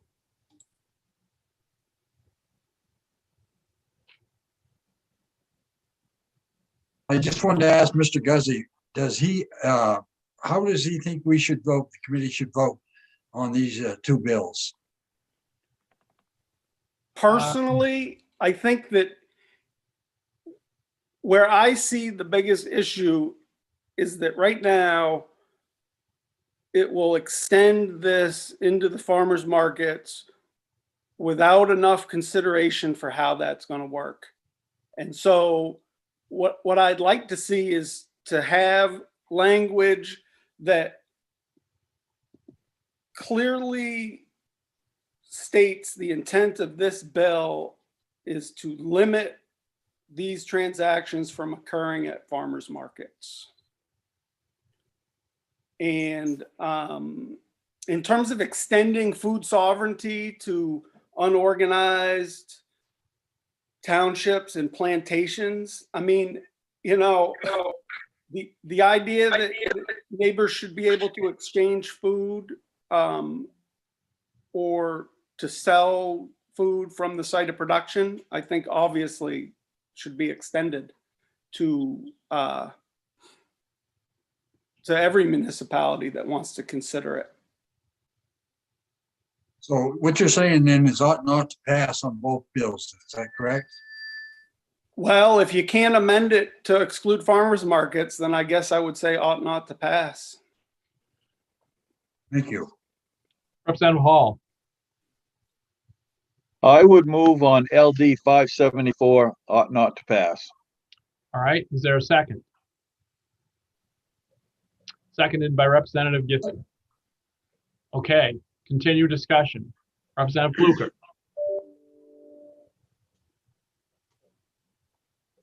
Well, obviously, we've heard a lot from Mr. Guzzi here.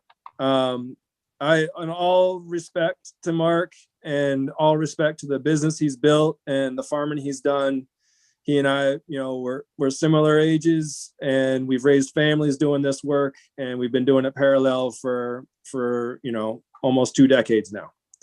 But we disagree on the way forward for agriculture in Maine.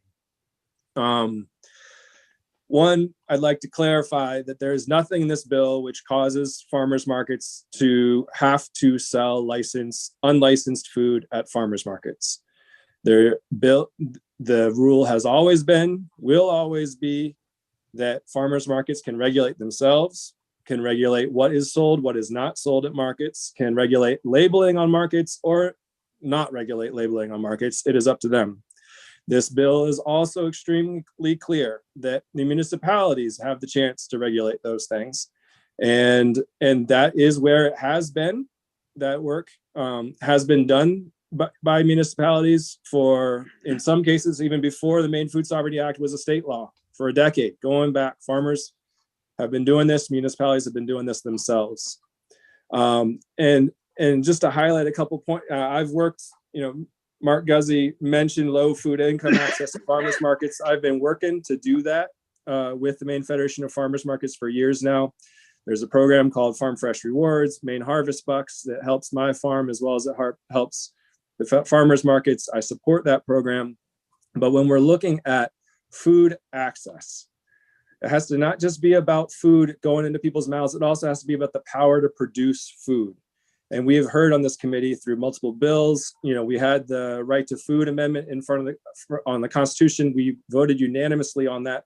The reason we voted unanimously on that is because we believe in not just access to food, but the right to produce your own food. That's what a rural state is about. And that's what this bill is once again about. It's the right to not have the state regulate how we produce our food and when we produce our food and regulate those face-to-face transactions, but it's about doing that ourselves in the municipalities, having the farmers markets regulate it for themselves as well. This does nothing to take that power away from farmers markets. And I want to be clear about that. So if we are working towards food security, it is not just about putting food in people's mouths and farmers making money off of that food we're getting in their mouths. It's also about the right for people to produce their own food and have those own transactions. It makes every sense in the world to me that a farmer's market does not want multiple markets popping up in the same town. Why? It's because there's competition, right? I've trained 50 folks as apprentices on this farm. In fact, some of my apprentices have worked at Mark Guzzi's farm before they came here. We're going back and forth. And those farmers, those people we've trained have gone on to become their own farmers. And they've been working in farmers markets. Every one of them has an ordeal trying to get into an established market. Why? Because if you're a vegetable producer and there's already vegetable producers at market, do they want to invite in more vegetable producers? It just it's complicated. It's hard. You have to compete. It makes sense that farmers markets community doesn't want more farmers markets because it's competition. I understand that. You've worked hard for those farmers markets to create that system, to create the community that supports that, right? But at the same time, I don't believe it's the role of the legislature to say that this farmers market has the right to exist and another one does not. That's not what we're here to do, especially if we're talking about increasing access to the means of production of food in a state that is importing so much food that is completely reliable on food from out of state, when we know that we can do it ourselves here. We have farmers on this committee who grow their own food, and we know the power of that to feed our own communities. And that's what this bill is about, is the power to feed our own communities, the access to production, not just access to food. Now, going back, we have the 1 in 4 farmers at the farmers markets are supporting this bill. Okay, now why is that happening? Why would somebody who is selling, would potentially welcome this bill if it means increased competition for them? It's because 1 in 4 of us remember where we came from. 1 in 4 of us remember being out in the fields, trying to find the money, in my case, to build a milk room, hoping that it was going to pay for itself.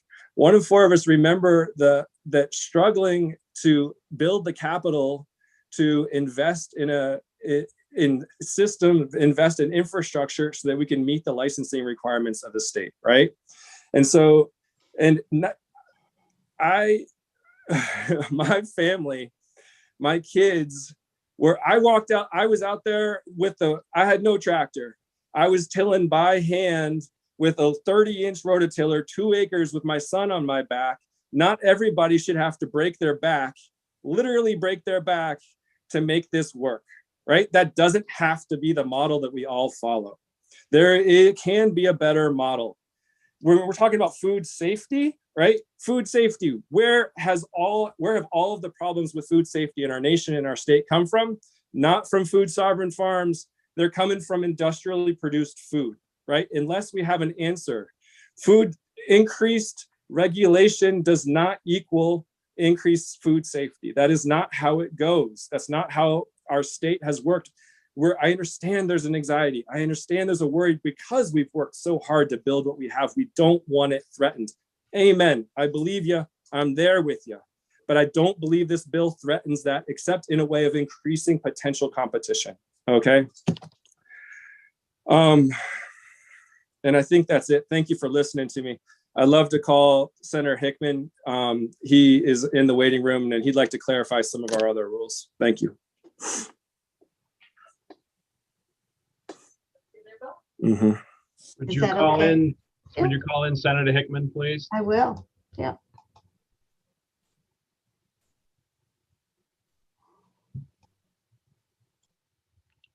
Good morning, Senator.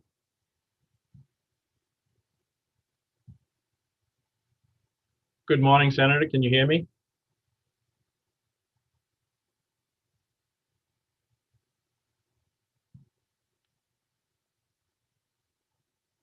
Senator Hickman?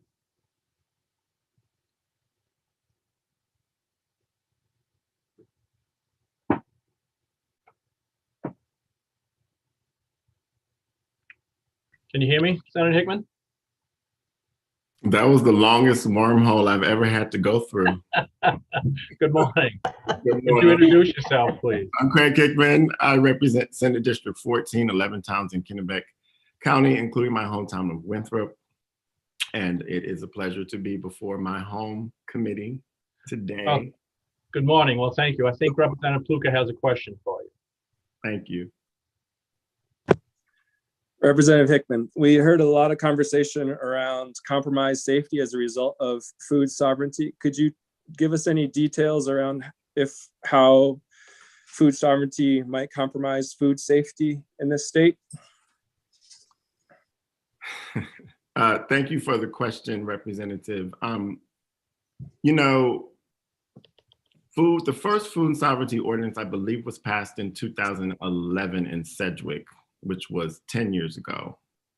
And unless someone here can correct me, I have seen no evidence that there have been any foodborne illnesses associated with any food sovereign farm or any local farmer really in the state of Maine, at least in the last 11 years since I have been a farmer.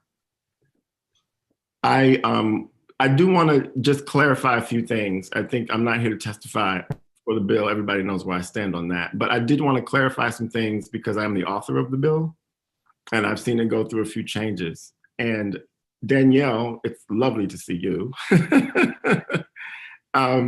She made some reference to if we remove face-to-face transactions and food might therefore then go outside of a municipality, then what governs? I refer to Section 286 of the Maine Food Sovereignty Act. And in Section 286, we crafted it to mean this: an individual who grows, produces, processes, or prepares food or food product for purposes other than direct producer-to-consumer transactions in a municipality that adopts or amends an ordinance pursuant to Section 284 shall grow, produce, and prepare food or food products in compliance with applicable law.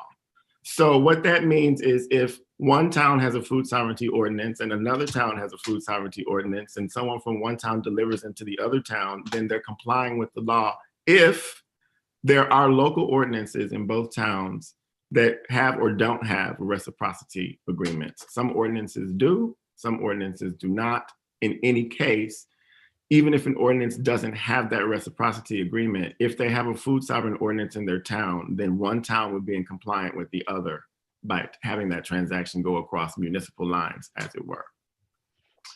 I also want to talk a little bit about site of production and farmers markets, because that's clearly the issue in front of the committee to consider. Having talked to lawyers, the Maine Municipal Association, and others about it, I chose the term site of production instead of on the premises where the food or food products are produced, because those are actually two different things that Daniel knows very well. On premises consumption is very different from just a word, site. What is a site of production? A farmer's market can be a site of production. It already is. I think we would all agree that coleslaw is a food product. We probably all agree that barbecue ribs are a food product. So right now, in a food sovereign town, in a parking lot, someone could set up a farmer's market or not, or just a farm stand and prepare coleslaw from food that they produced on their farm. And that food product is being produced right there on site. That is the site of production. If a barbecue pit is next to a farmer's market or a grill is at a farmer's market and someone brings with them their own meat and their own barbecue sauce, and they prepare that rib right there at the farmer's market, that rib can be sold to the public at that farmer's market because that is the site of production of that food product.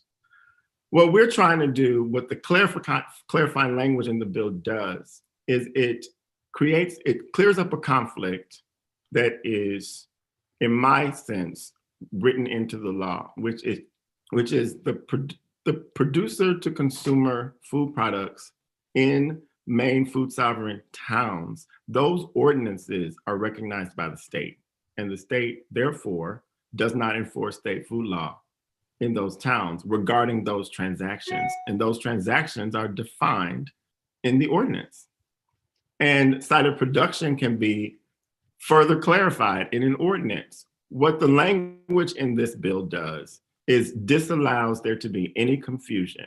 The state will recognize however a town defines its direct producer to consumer transactions. And I believe that that will clear up a lot of nonsense about all of this. The department, in the face of COVID, and when I was still House Chair of this committee, I had to participate in a lot of meetings as we tried to navigate the madness that 2020 was. Farmers markets didn't really function at the beginning of the crisis precisely because they were considered safety hazards, because people couldn't convene that way until we knew better. So what happened? Farmers lost their institutional markets, farmers lost their farmers markets, and they had to adapt. And many of them built farm stands, makeshift or professional, so that the direct producer consumer transactions that they may or may not have ever had to participate in once they had their institutional contracts were now what they needed to survive. When that happened, the University of Maine Cooperative Extension had a spreadsheet out that included food and food products from local farmers and food producers all over the state. And people were advertising things that they were not licensed to sell. And the department did not enforce against that. In fact, local food production increased and consumers bought more food from farm stands across the state. One of my neighboring farms here started to sell things from his farm stand that he was not licensed to sell, and nobody got sick, nobody died, and he was able to feed his 2 young girls because he lost his institutional markets. That was what food sovereignty looks like in action. It just allows people on a small scale to feed their communities and earn a living doing so. The department didn't then and still does not now have the resources to enforce most of these state food laws, period. I think every farmer here knows that. And so I just want to make clear that the purpose of the Maine Food Sovereignty Act is to allow communities to decide for themselves, not for the Federation of Maine Farmers Market to tell Winthrop that it can't include a farmer's market in its ordinance, because it's none of the Federation's business. I started on a farmer's market in Reedfield. I wasn't the market manager, the owner of the parking lot was. And she allowed myself and 2 other vendors to sell whatever we wanted. I sold cheese and yogurt and granola and pie. I sold gumbo and soup. None of it was developed in a licensed kitchen, and nobody died. And so I wrote the Maine Food Sovereignty Act in order to make legal what I and other farmers were already doing. We're not dirty, unlawful people. We're just farmers trying to make a living. And so the Maine Food Sovereignty Act remains popular in Maine, despite what you may have heard here today or any other day. People are using it to earn a living. Consumers are enjoying their relationships with their local farmers and food producers.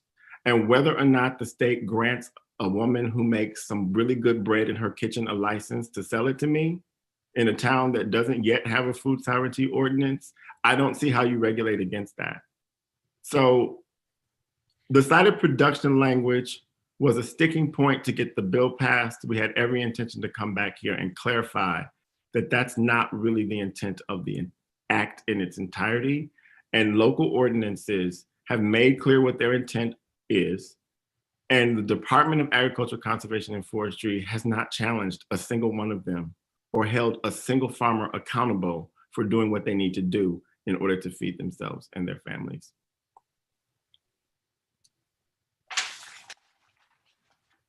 Are there other questions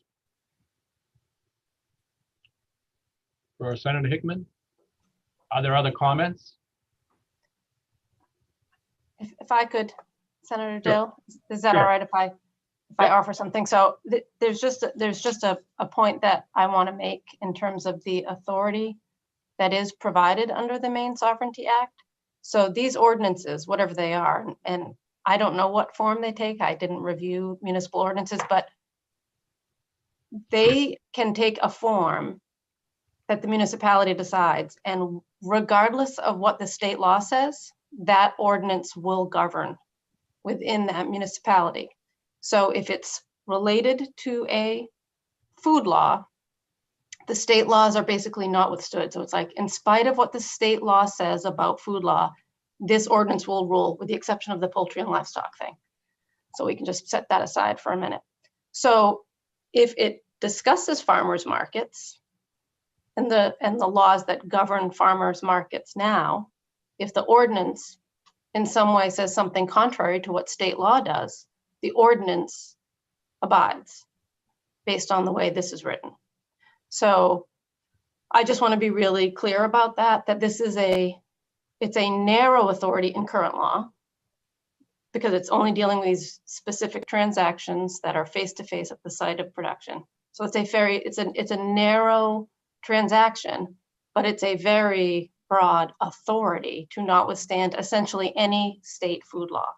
So I just want to make sure that that is understood. I don't have good specific examples of ordinances that are so far reaching with regard to farmers markets, but if there are, if you're trying to find some balance in terms of protecting some of those state laws that govern farmers markets now, you may want to get more specific or designate some rulemaking in that regard, or something to that effect. But we're talking about two government instrumentalities, so municipal governments and the state government, and we're saying when it comes to these things, we're going to go out of the ordinary and allow the municipal law to sort of abide, where normally it's the other way around. Obviously, the state law would typically preempt.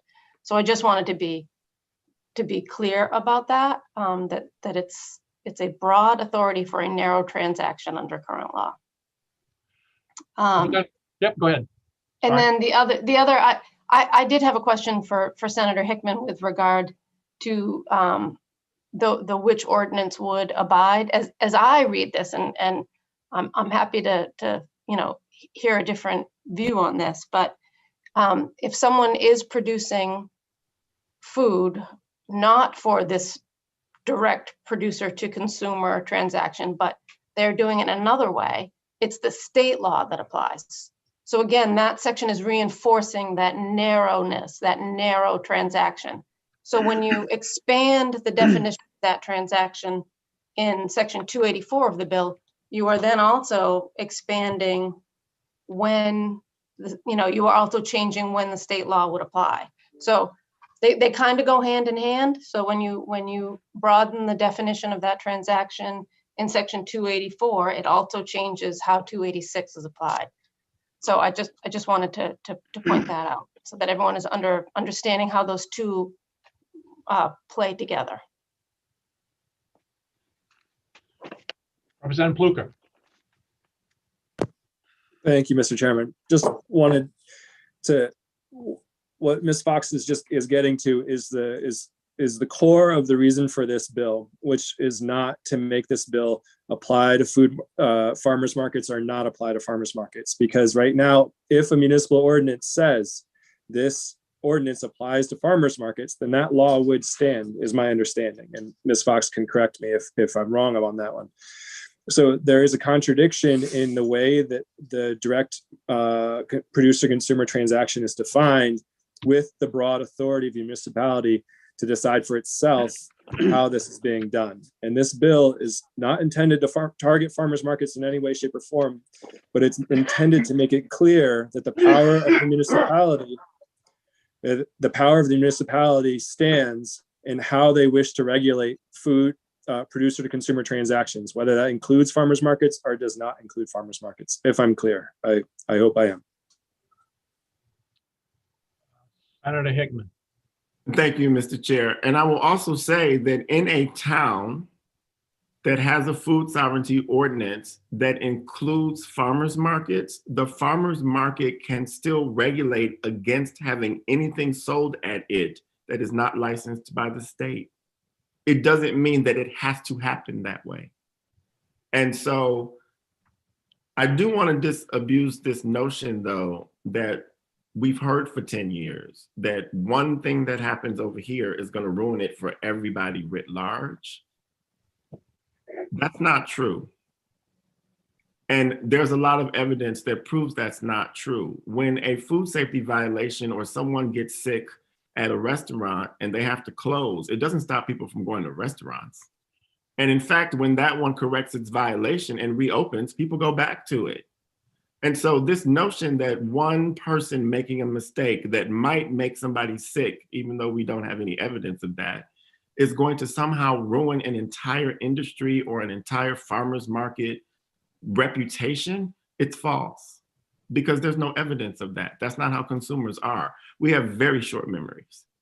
Very short memories. And in the day of black screens and texts and everything else, people sometimes even forget when they got sick the last time they ate food. And I will say, in a licensed and inspected restaurant, people get sick because a lot of people handle that food, even though it's licensed and inspected by the state. We've all had a foodborne illness that we didn't report. So I'm not saying no one has ever gotten sick from eating something that was prepared in a home kitchen, but it hasn't elevated itself to a place where the Maine CDC or the Maine Department of Agriculture, Conservation and Forestry has ever had to intervene and figure out what went wrong.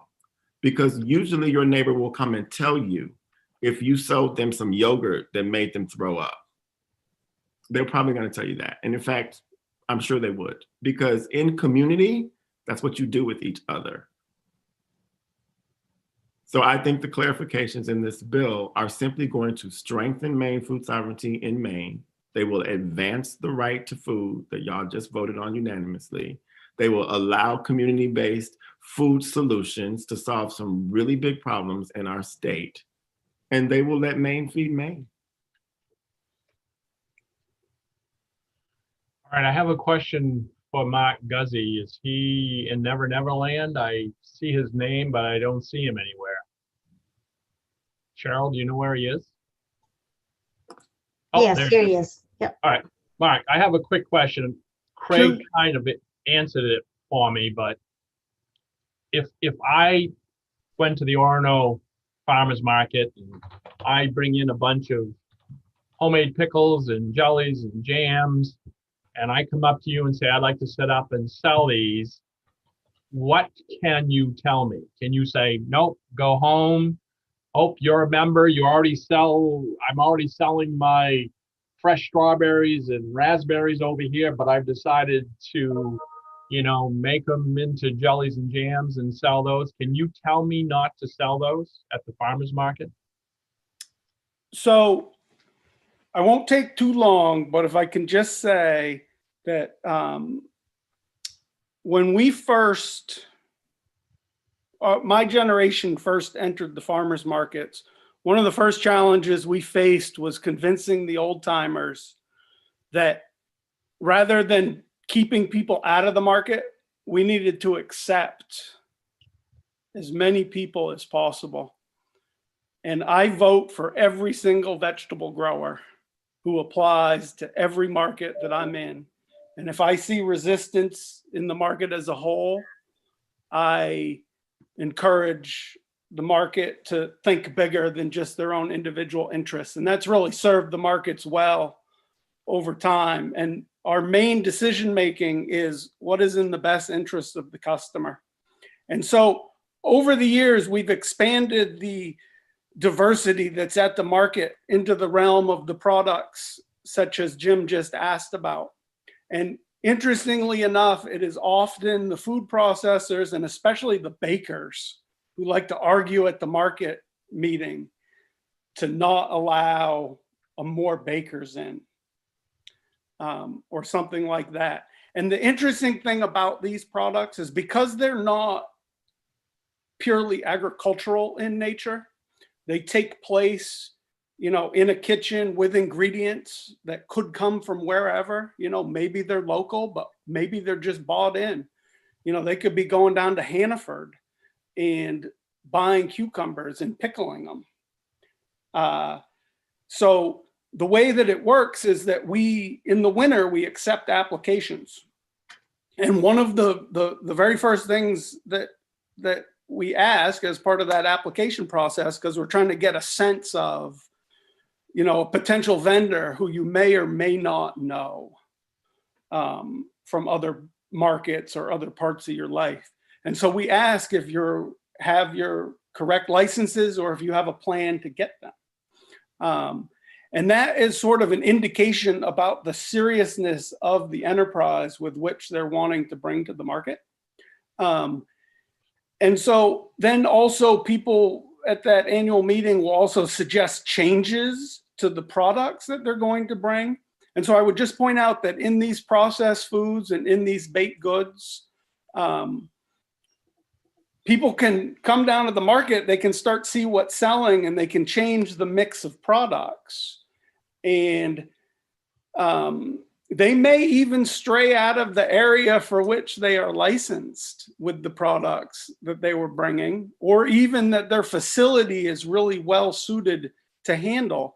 So generally speaking, I think directly to your question, Jim, is that more or less people are held to bringing the products with which they had submitted their application in the winter and to which they had presented a license to produce. Now, obviously, within the baked good section of products, there's going to be some differences people might bring.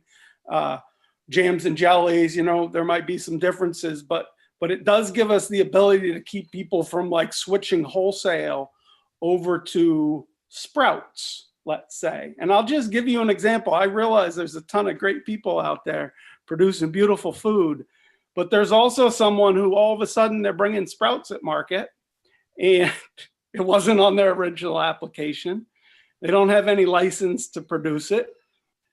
I don't even know what the license for Sprouts is. I think it's way higher than anything you normally might bring to the farmer's market. We do inspections.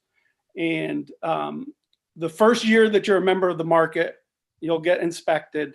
And then in order to keep up with these inspections, we've extended it to every 5 years. So anyways, Joan, who's been our volunteer inspector forever, she goes to this fella's place. He's producing these Sprouts in his bathtub, in his bathroom with no license. And it's like, what the heck are you doing? And luckily the way we do it is that first year of membership is conditional. And then we either vote you in as a permanent member at the end of that season, or we may not vote you in, or we may extend the conditional membership. Anyways, blab on. a little bit. So the bottom line is here, Mark, if I heard you, then each farmer's market regulates who and what is sold at that farmer's market. And I can't switch, because I put my application in, I've been there for 5 years, and now all of a sudden I see Senator Hickman making his gumbo and selling well. So I say, hey, next week I'm going to make some gumbo too.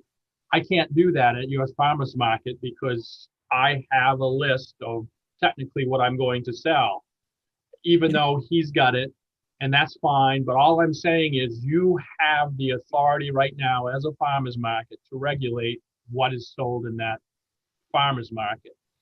And so that's what I'm trying to get here, is what impact, I've seen all these emails, I've had these calls too, on the impact of this bill on the farmer's market. And after the discussion today, I'm not sure there is, because it appears that you can still regulate anything that comes in to be sold at the farmer's market. I can set up a roadside around the corner probably and sell my gumbo as people go by if I wanted to, but I couldn't sell it in the farmer's market because you have told me I can't sell it in the farmer's market.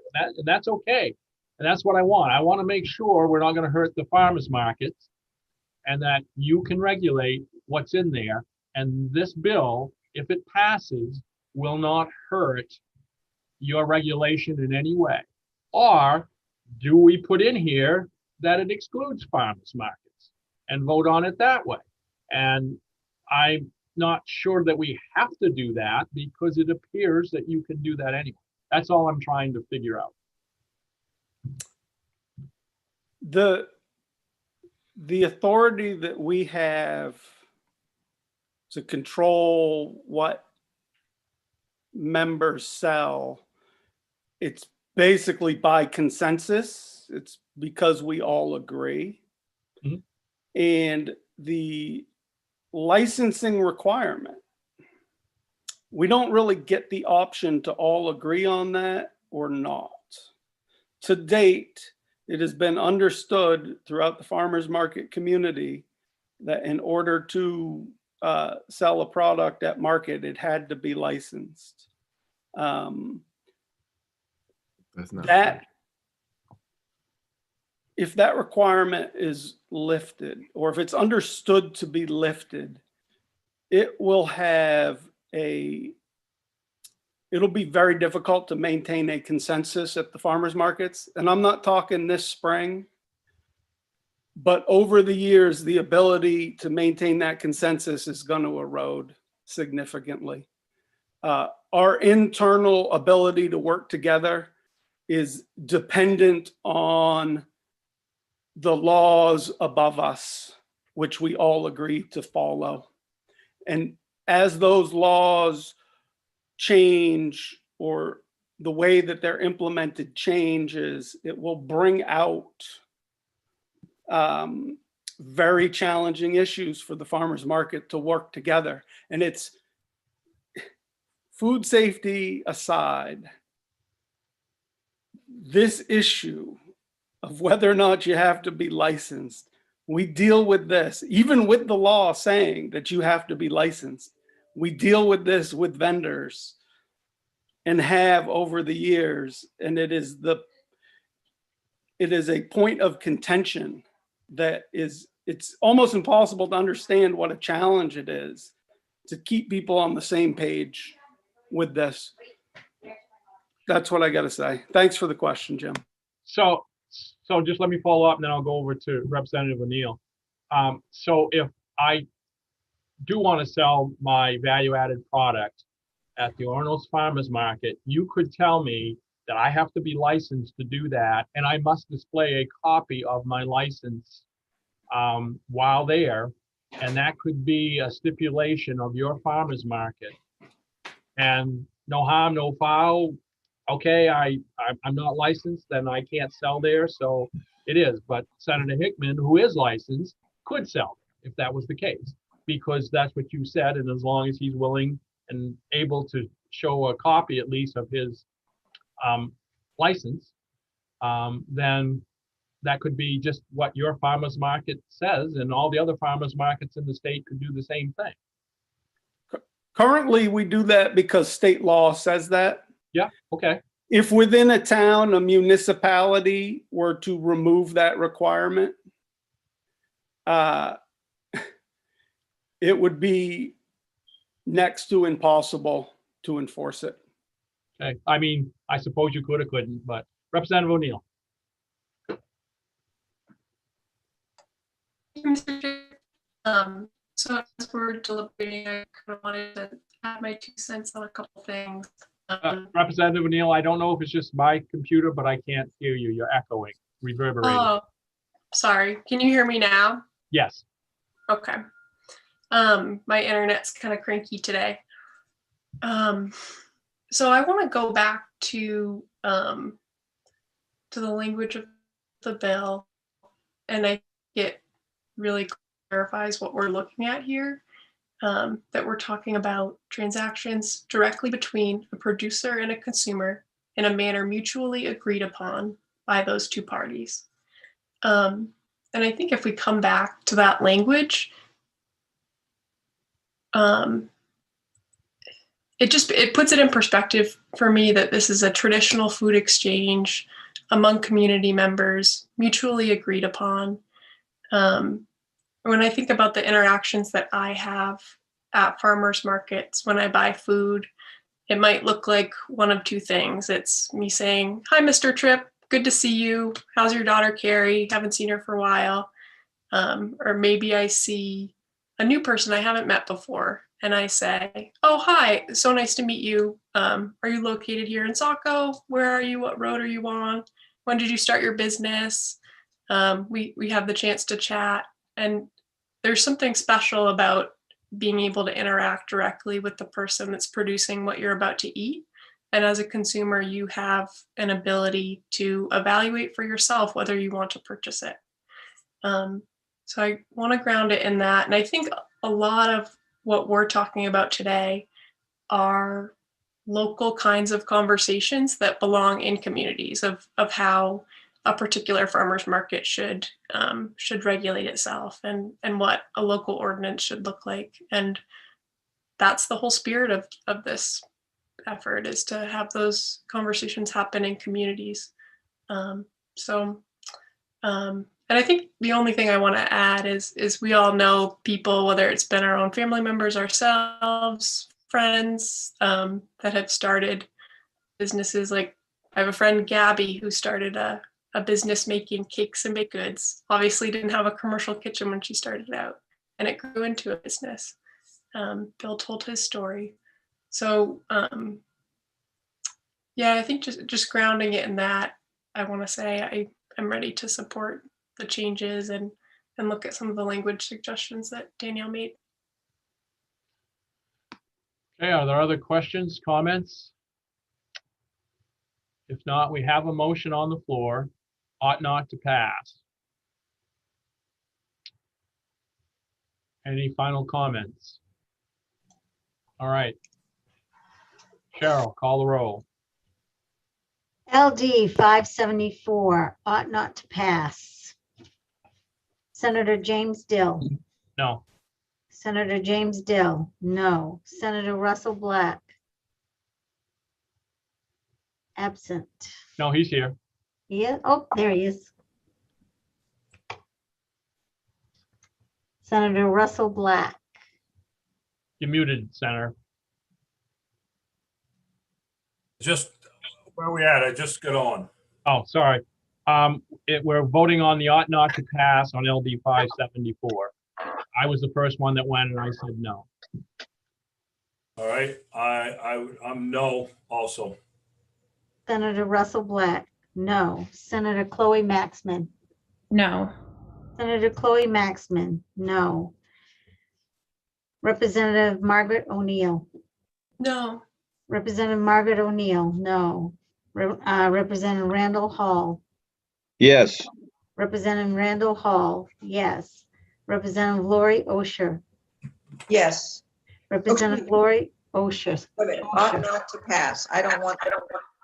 You don't want it, No. Sorry. so it's a no. Okay.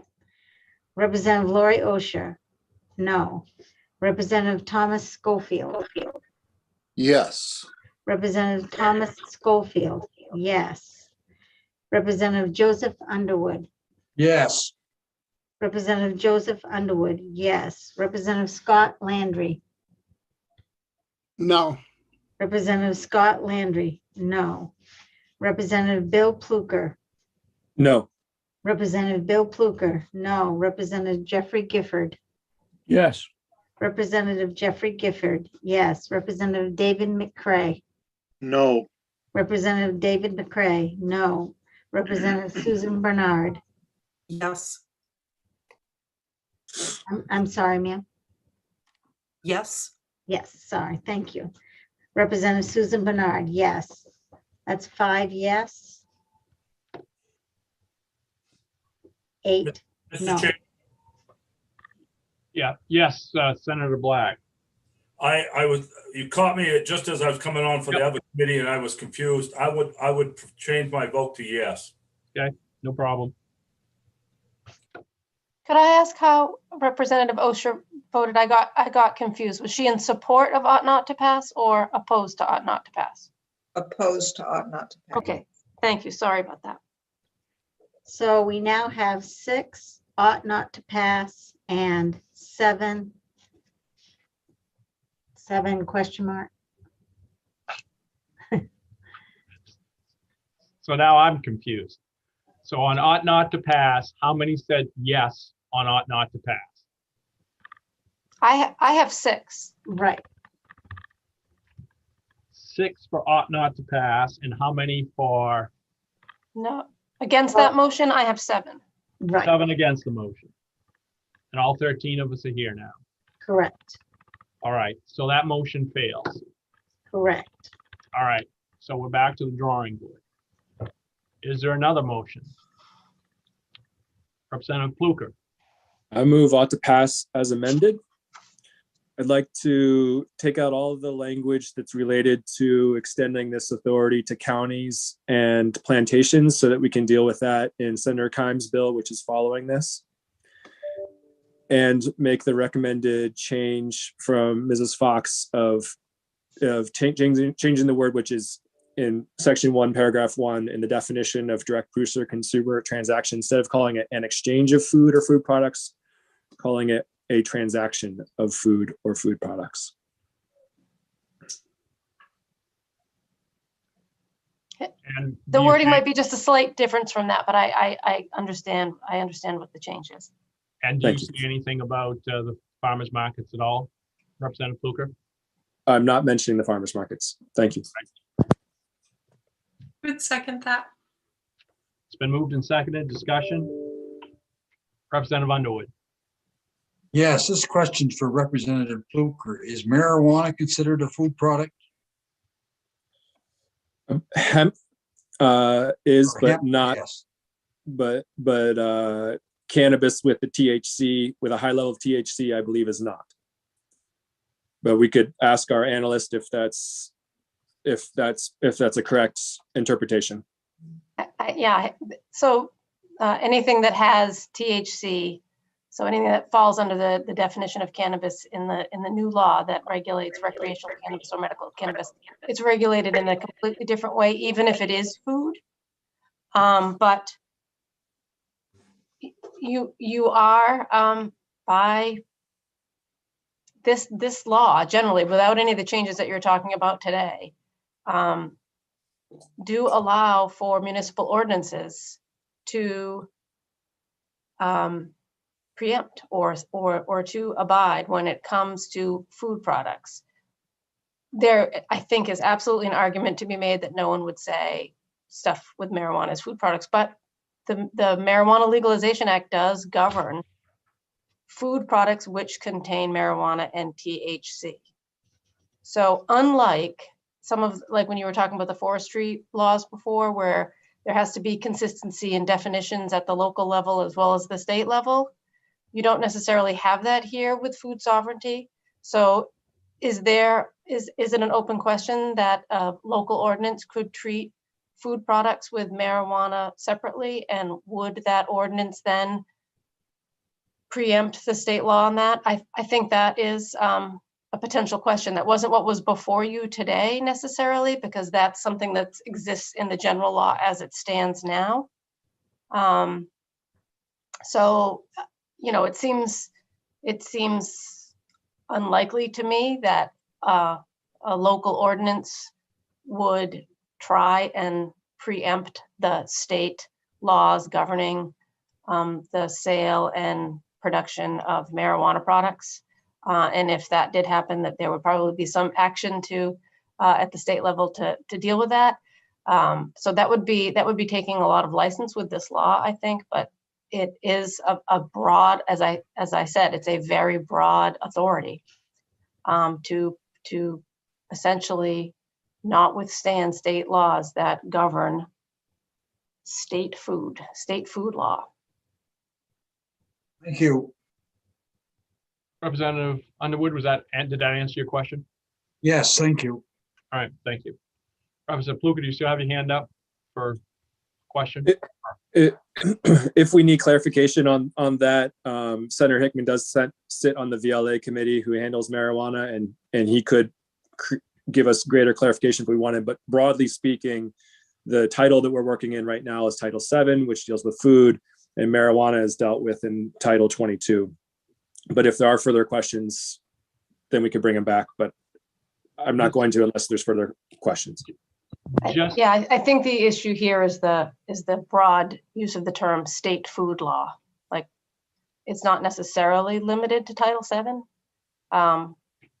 So it's all in the interpretation of what state food law means. It seems to me that it would be a stretch to extend that to the medical marijuana program in Title 22 and the recreational marijuana program in Title 28B.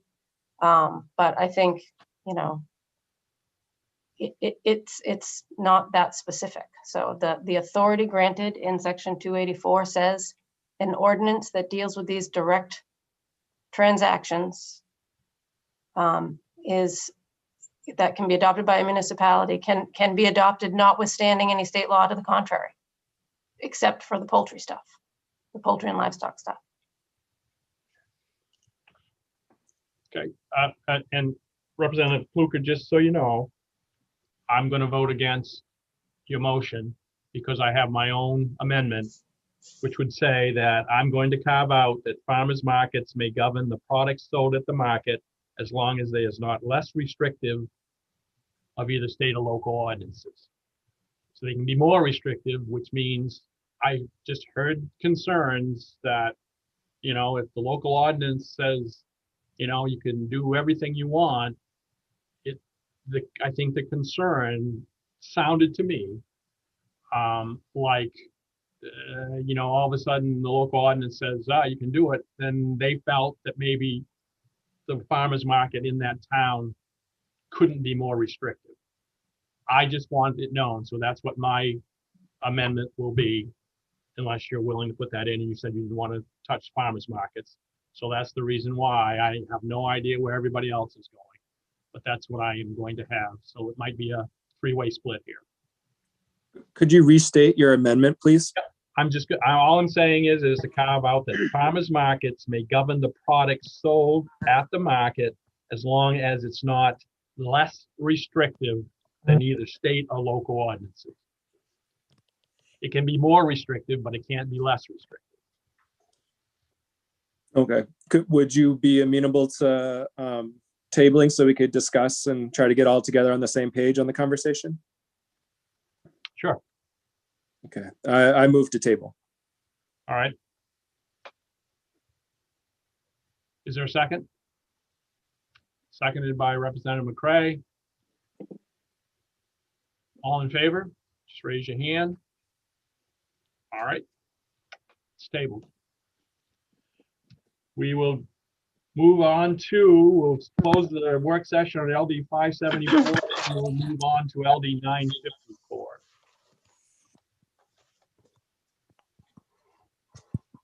Okay, I'll share my screen and bring up the analysis for LD 954. So this is an act to provide equal access to the benefits of the Maine Food Sovereignty Act.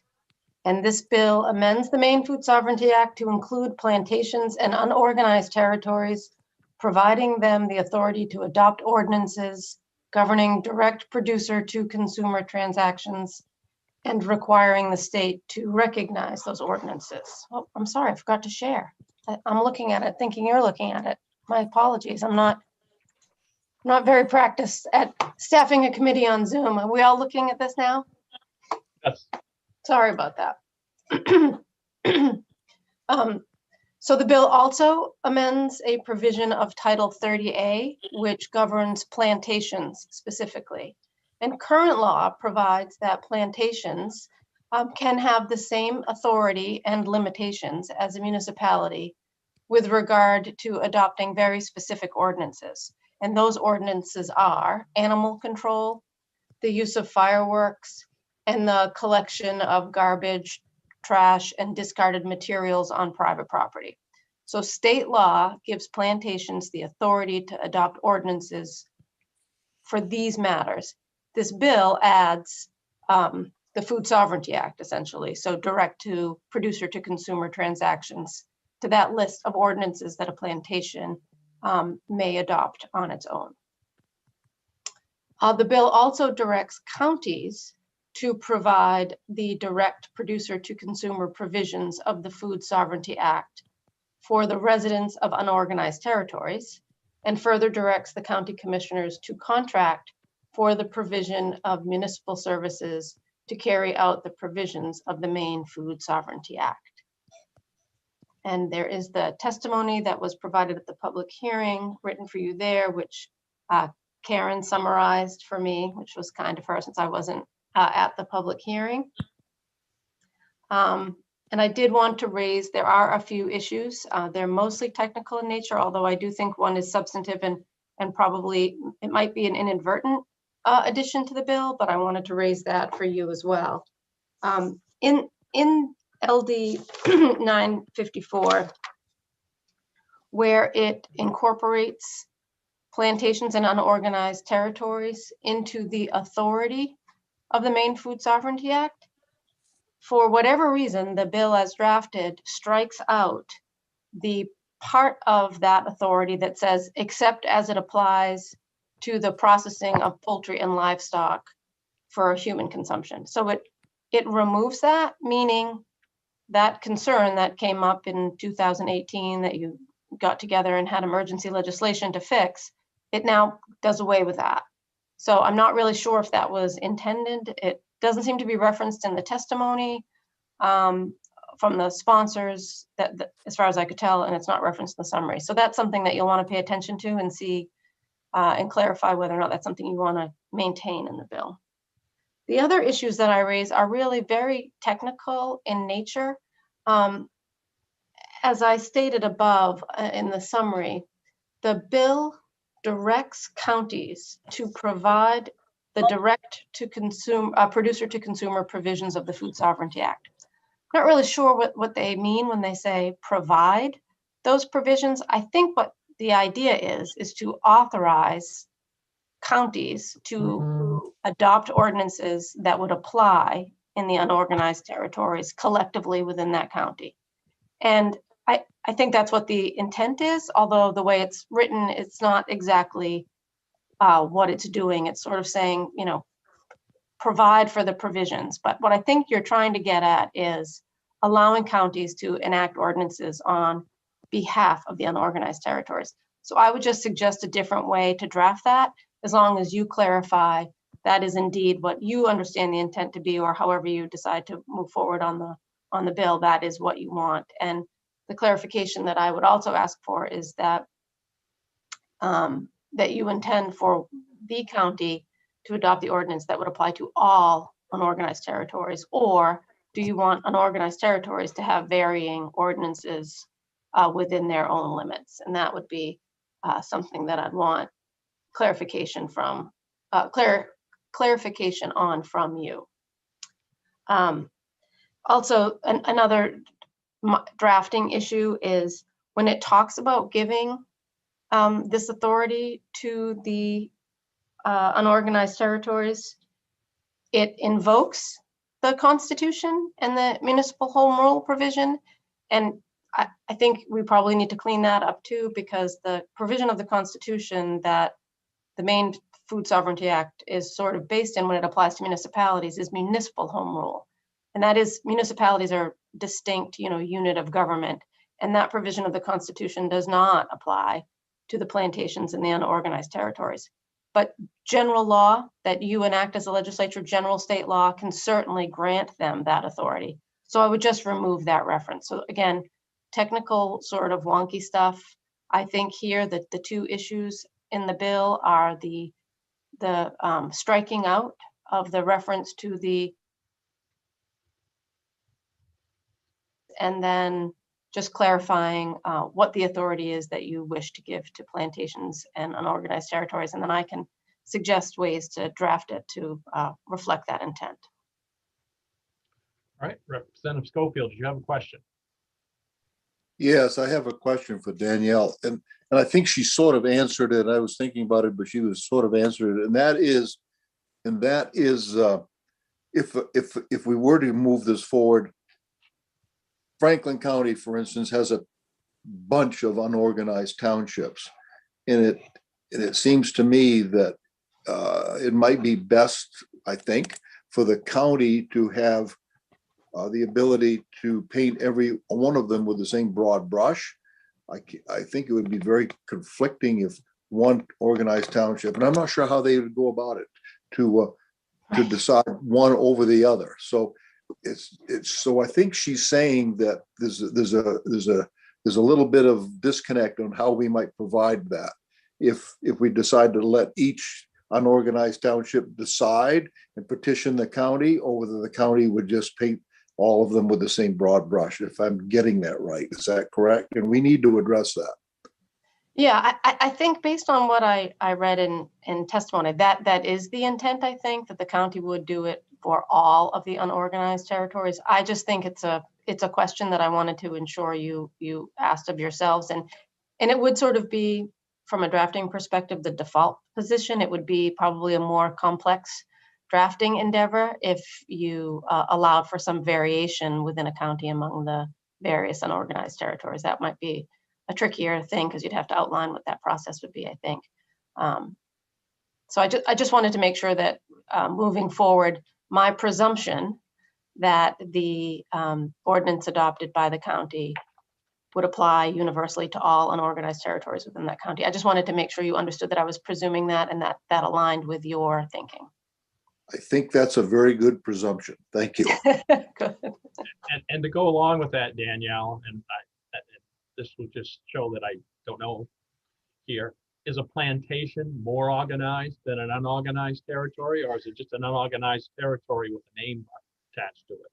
Yeah, what organized means, I'm not exactly sure. I will say that state law provides for more authority for plantations, and it refers to plantations in a different way than it refers to unorganized territories, which would, make it seem like, yes, they are a more structured governmental unit than the unorganized territories. So all I'm asking is basically my question then would go to, do we keep them separated in here and allow them to make their own decision as a plantation? Whereas what I just heard Representative Schofield, the unorganized territories would be painted with the same brush. That's all. I don't know. I just throw that out for the committee to think about. And just a reminder, they already have the authority under general law to adopt some ordinances under, for very specific things. So there is a structure in place and they are recognized individually currently. Right. Senator Black. Thank you, Mr. Chair. I'm a little confused on the procedure here. So if we was to pass this, the counties would be obligated to pass this food sovereignty ordinance. Would all the counties have the same? And would they have to do it immediately, or would they wait till somebody, a plantation or an unorganized town asked them to do it within their counties? What I'm saying is, if we pass this, does that mean that we've mandated to the counties, all the counties, to go out and do this and form this ordinance immediately? And how, the procedure, I guess, is what I'm looking at. I see Danielle shaking her head no. I would assume it just gives them the authority to do it whenever they want to do it. But go ahead, Danielle. Yes, as it's being proposed right now, if you gave the counties the authority to do this on behalf of the unorganized townships within their county, it's just the authority to do it. And it's the authority to adopt ordinances that govern these transactions, these direct producer to consumer transactions, in the way that they see fit for their unorganized territories. So again, it only applies to those things, and they can adopt whatever ordinance they want. There's no obligation for them to, there's no requirement for them to. But if an unorganized territory wants them, that's the mechanism that they have to be part of the food sovereignty law, which is the county will adopt the ordinance on their behalf. And different counties could have different ordinances for their own unorganized territories. Their authority would be independent of each other. Thank you. Representative McCray. Yes, back in my first term, I sponsored a bill. It's one of the three specific ones on trash accumulating on private property, et cetera, et cetera. And I'm not sure where that stood, whether that was, we passed it. It passed through the legislature. I thought, yay, I got a bill passed. But I'm not sure exactly the avenue that the part that the county had in this. It was on behalf of one community. And I don't know if that's just the only community that can do that, or if that made it state law that any unorganized territory or plantation can do it. Maybe Daniel, you could speak to that. Oh, I did see that provision with regard to refuse and garbage and discarded materials on private property. I've only seen it as it applies to plantations. I specifically for an unorganized territory. That said, I didn't spend a lot of time researching all the authorities of the unorganized territories. I was trying to be specific to this law. You hit in my district. I guess I'd have a little bit of concern that I would not want the county to issue an ordinance for all communities. That wouldn't make sense at all. Somebody would be upset. And I'm not so sure I would want the county to issue an ordinance for all unorganized territories, because some of those people might be upset. I would think that an unorganized territory, if the county is given the authority to do that, if an unorganized territory chose to request it, that the county could grant it, and if some other unorganized territory may not want it. So I'd be a little concerned of the broad brush, that's all. I noticed that there, whoops, can you hear me? I heard a little feedback there. I apologize. I read that there was a suggestion in testimony with regard to letting an unorganized territory opt in. So I think it would be tricky to allow for different unorganized territories within the county to have different ordinances, but there could be one ordinance that a UT could opt into or not have one at all. Like it would be an all or nothing sort of thing. And that certainly is something you could do if that's the way the committee wanted to go, that to allow certain unorganized territories within a county to not avail themselves of those ordinances. Yeah, I think that would totally satisfy I'm not largely concerned, but it would satisfy the issue that I brought up. Thank you. Are there other questions? All right. Anyone want to make a motion here? Senator Dill, I'll make a motion ought to pass. As amended? As amended, I'm sorry, yes. And the amendment would be? To make, I guess to have it that the counties would be authorizing the unorganized towns to clear that up. Is that where we're at? Yeah, part of it is, yes. So the unorganized territories. And what else am I missing? Well, I don't know if you want to follow up with Representative McCrae's and Danielle's discussion of okay. That they could authorize it, and then the UT could have the option, have the ability to opt in. That's correct. I meant that, but I didn't articulate it. Yes, to have the option to have it broad based, but have each individual, I'll say unorganized township, be able to opt in or out depending on their perspective. Thank you. And do you need to say anything about plantations, or do you want to say anything about plantations? Well, I'm a little unclear about the plantation, but I guess I wouldn't do any harm to have it include unorganized townships and plantations. And, so the plantations would have the ability themselves, right, to make a food ordinance. Is that what Danielle, I heard from you? The bill does that already. The bill does that already. So you wouldn't need to make any amendment to the bill to change that. The bill provides each individual plantation the authority to adopt an ordinance under the Maine Food Sovereignty Act. All right, very good. So it's just the UTs right now. Right, and I think you should go one way or another, like opt in or opt out, rather than, so create a process that they opt out or that they opt in. Opt in, I guess, would be the better of the two. Is that right? Yeah, that way you got to think about it. Otherwise, if you say opt out, you're automatically in, and you may not think about it in time or something. So opt in. So that's the amendment. Okay. Representative McCrae, are you second? I'd like to second that. Yes, all right. Please. Discussion. Representative Pluker.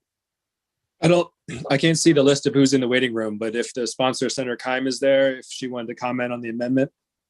Up, she is there. Yeah, would you bring in Senator Keim, please?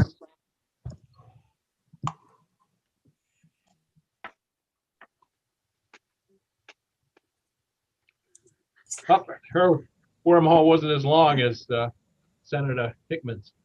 Oh, I came in pretty quick. Good You afternoon, did. everyone. Good morning. So have you been hearing our discussion on this, Senator? Yes, I've been with you for a couple of hours, I think. Sorry about that.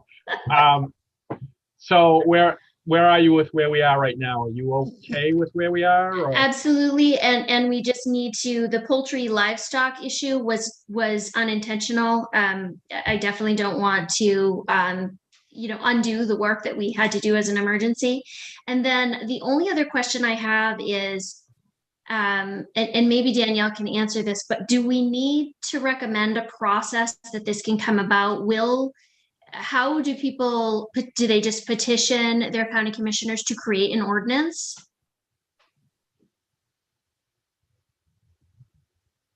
That's the process question I was wondering. I think, yeah, I don't know that you need to. I mean, where this law gives counties the authority to adopt ordinances under, they can do it however they normally do it and how they deal with the unorganized territories. So I don't think you have to prescribe a process. I think maybe being open, and they would just use the process they have now when they adopt things on behalf of the unorganized territories, which general law allows them to do right now. You know, they already do things on behalf of the UTs. So I think rather than create a new process, the county commissioners can use the ones that they have with regard to adopting ordinances under the Food Sovereignty Act. Very good, thank you. I'm all in favor. Thank you all for your work on this. Thank you. Any other questions for anyone? So Danielle, could you just quickly say what the amendment did? Sure, and I might make another presumption in here too. So shake your heads no if I'm doing it incorrectly. But so we would ensure that the authority granted to the counties to adopt ordinances under the Maine Food Sovereignty Act on behalf of the UTs is one ordinance, but the UTs individually can opt in. So they can opt into this one singular ordinance. And then to get rid of that provision in the bill that was inadvertent, which ignored the state law governing the preparation of livestock and poultry for human consumption. We want to make sure that stays so that these local ordinances don't interfere with that. So that was the other part. And then the presumption I'm making is that you're okay with my technical drafting fixes, not referring to the Constitution as it applies to plantations and unorganized territories, and where the actual section of law is based. So if I'm assuming that you're okay with some of my more technical drafting issues that I raised and making those, as long as I'm capturing that broader intent of the motion. Senator Dill, that satisfies my amendment. Very good. Stated. Yep. Representative McCray says it's fine with him for his second. Any further discussion? All right, seeing none. Cheryl, would you call the roll, please? LD 954, ought to pass as amended. Senator James Dill. Yes. Senator James Dill, yes. Senator Russell Black. Yes. Senator Russell Black, yes. Senator Chloe Maxman. Yes. Senator Chloe Maxman, yes. Representative Margaret O'Neill. Yes. Representative Margaret O'Neill, yes. Representative Randall Hall. Yes. Representative Randall Hall, yes. Representative Lori Osher. Yes. Representative Lori Osher, yes. Representative Thomas Schofield. Yes. Representative Thomas Schofield, yes. Representative Joseph Underwood. Yes. Representative Joseph Underwood, yes. Representative Scott Landry. Yes. Representative Scott Landry, yes. Representative Bill Pluker. Yes. Representative Bill Pluker, yes. Representative Jeffrey Gifford. Yes. Representative Jeffrey Gifford, yes. Representative David McCray.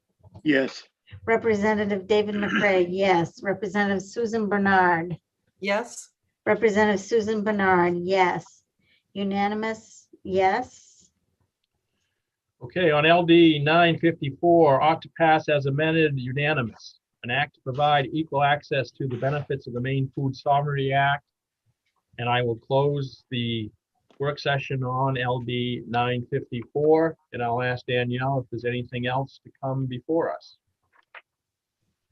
No, I'm thinking that when the amendment language comes before you, it'll probably be Karen, but I will work with her on that. And I just want to say thank you for having me. It was fun to be in front of a committee, and I appreciate your patience with my few fumbles there and doing it by Zoom.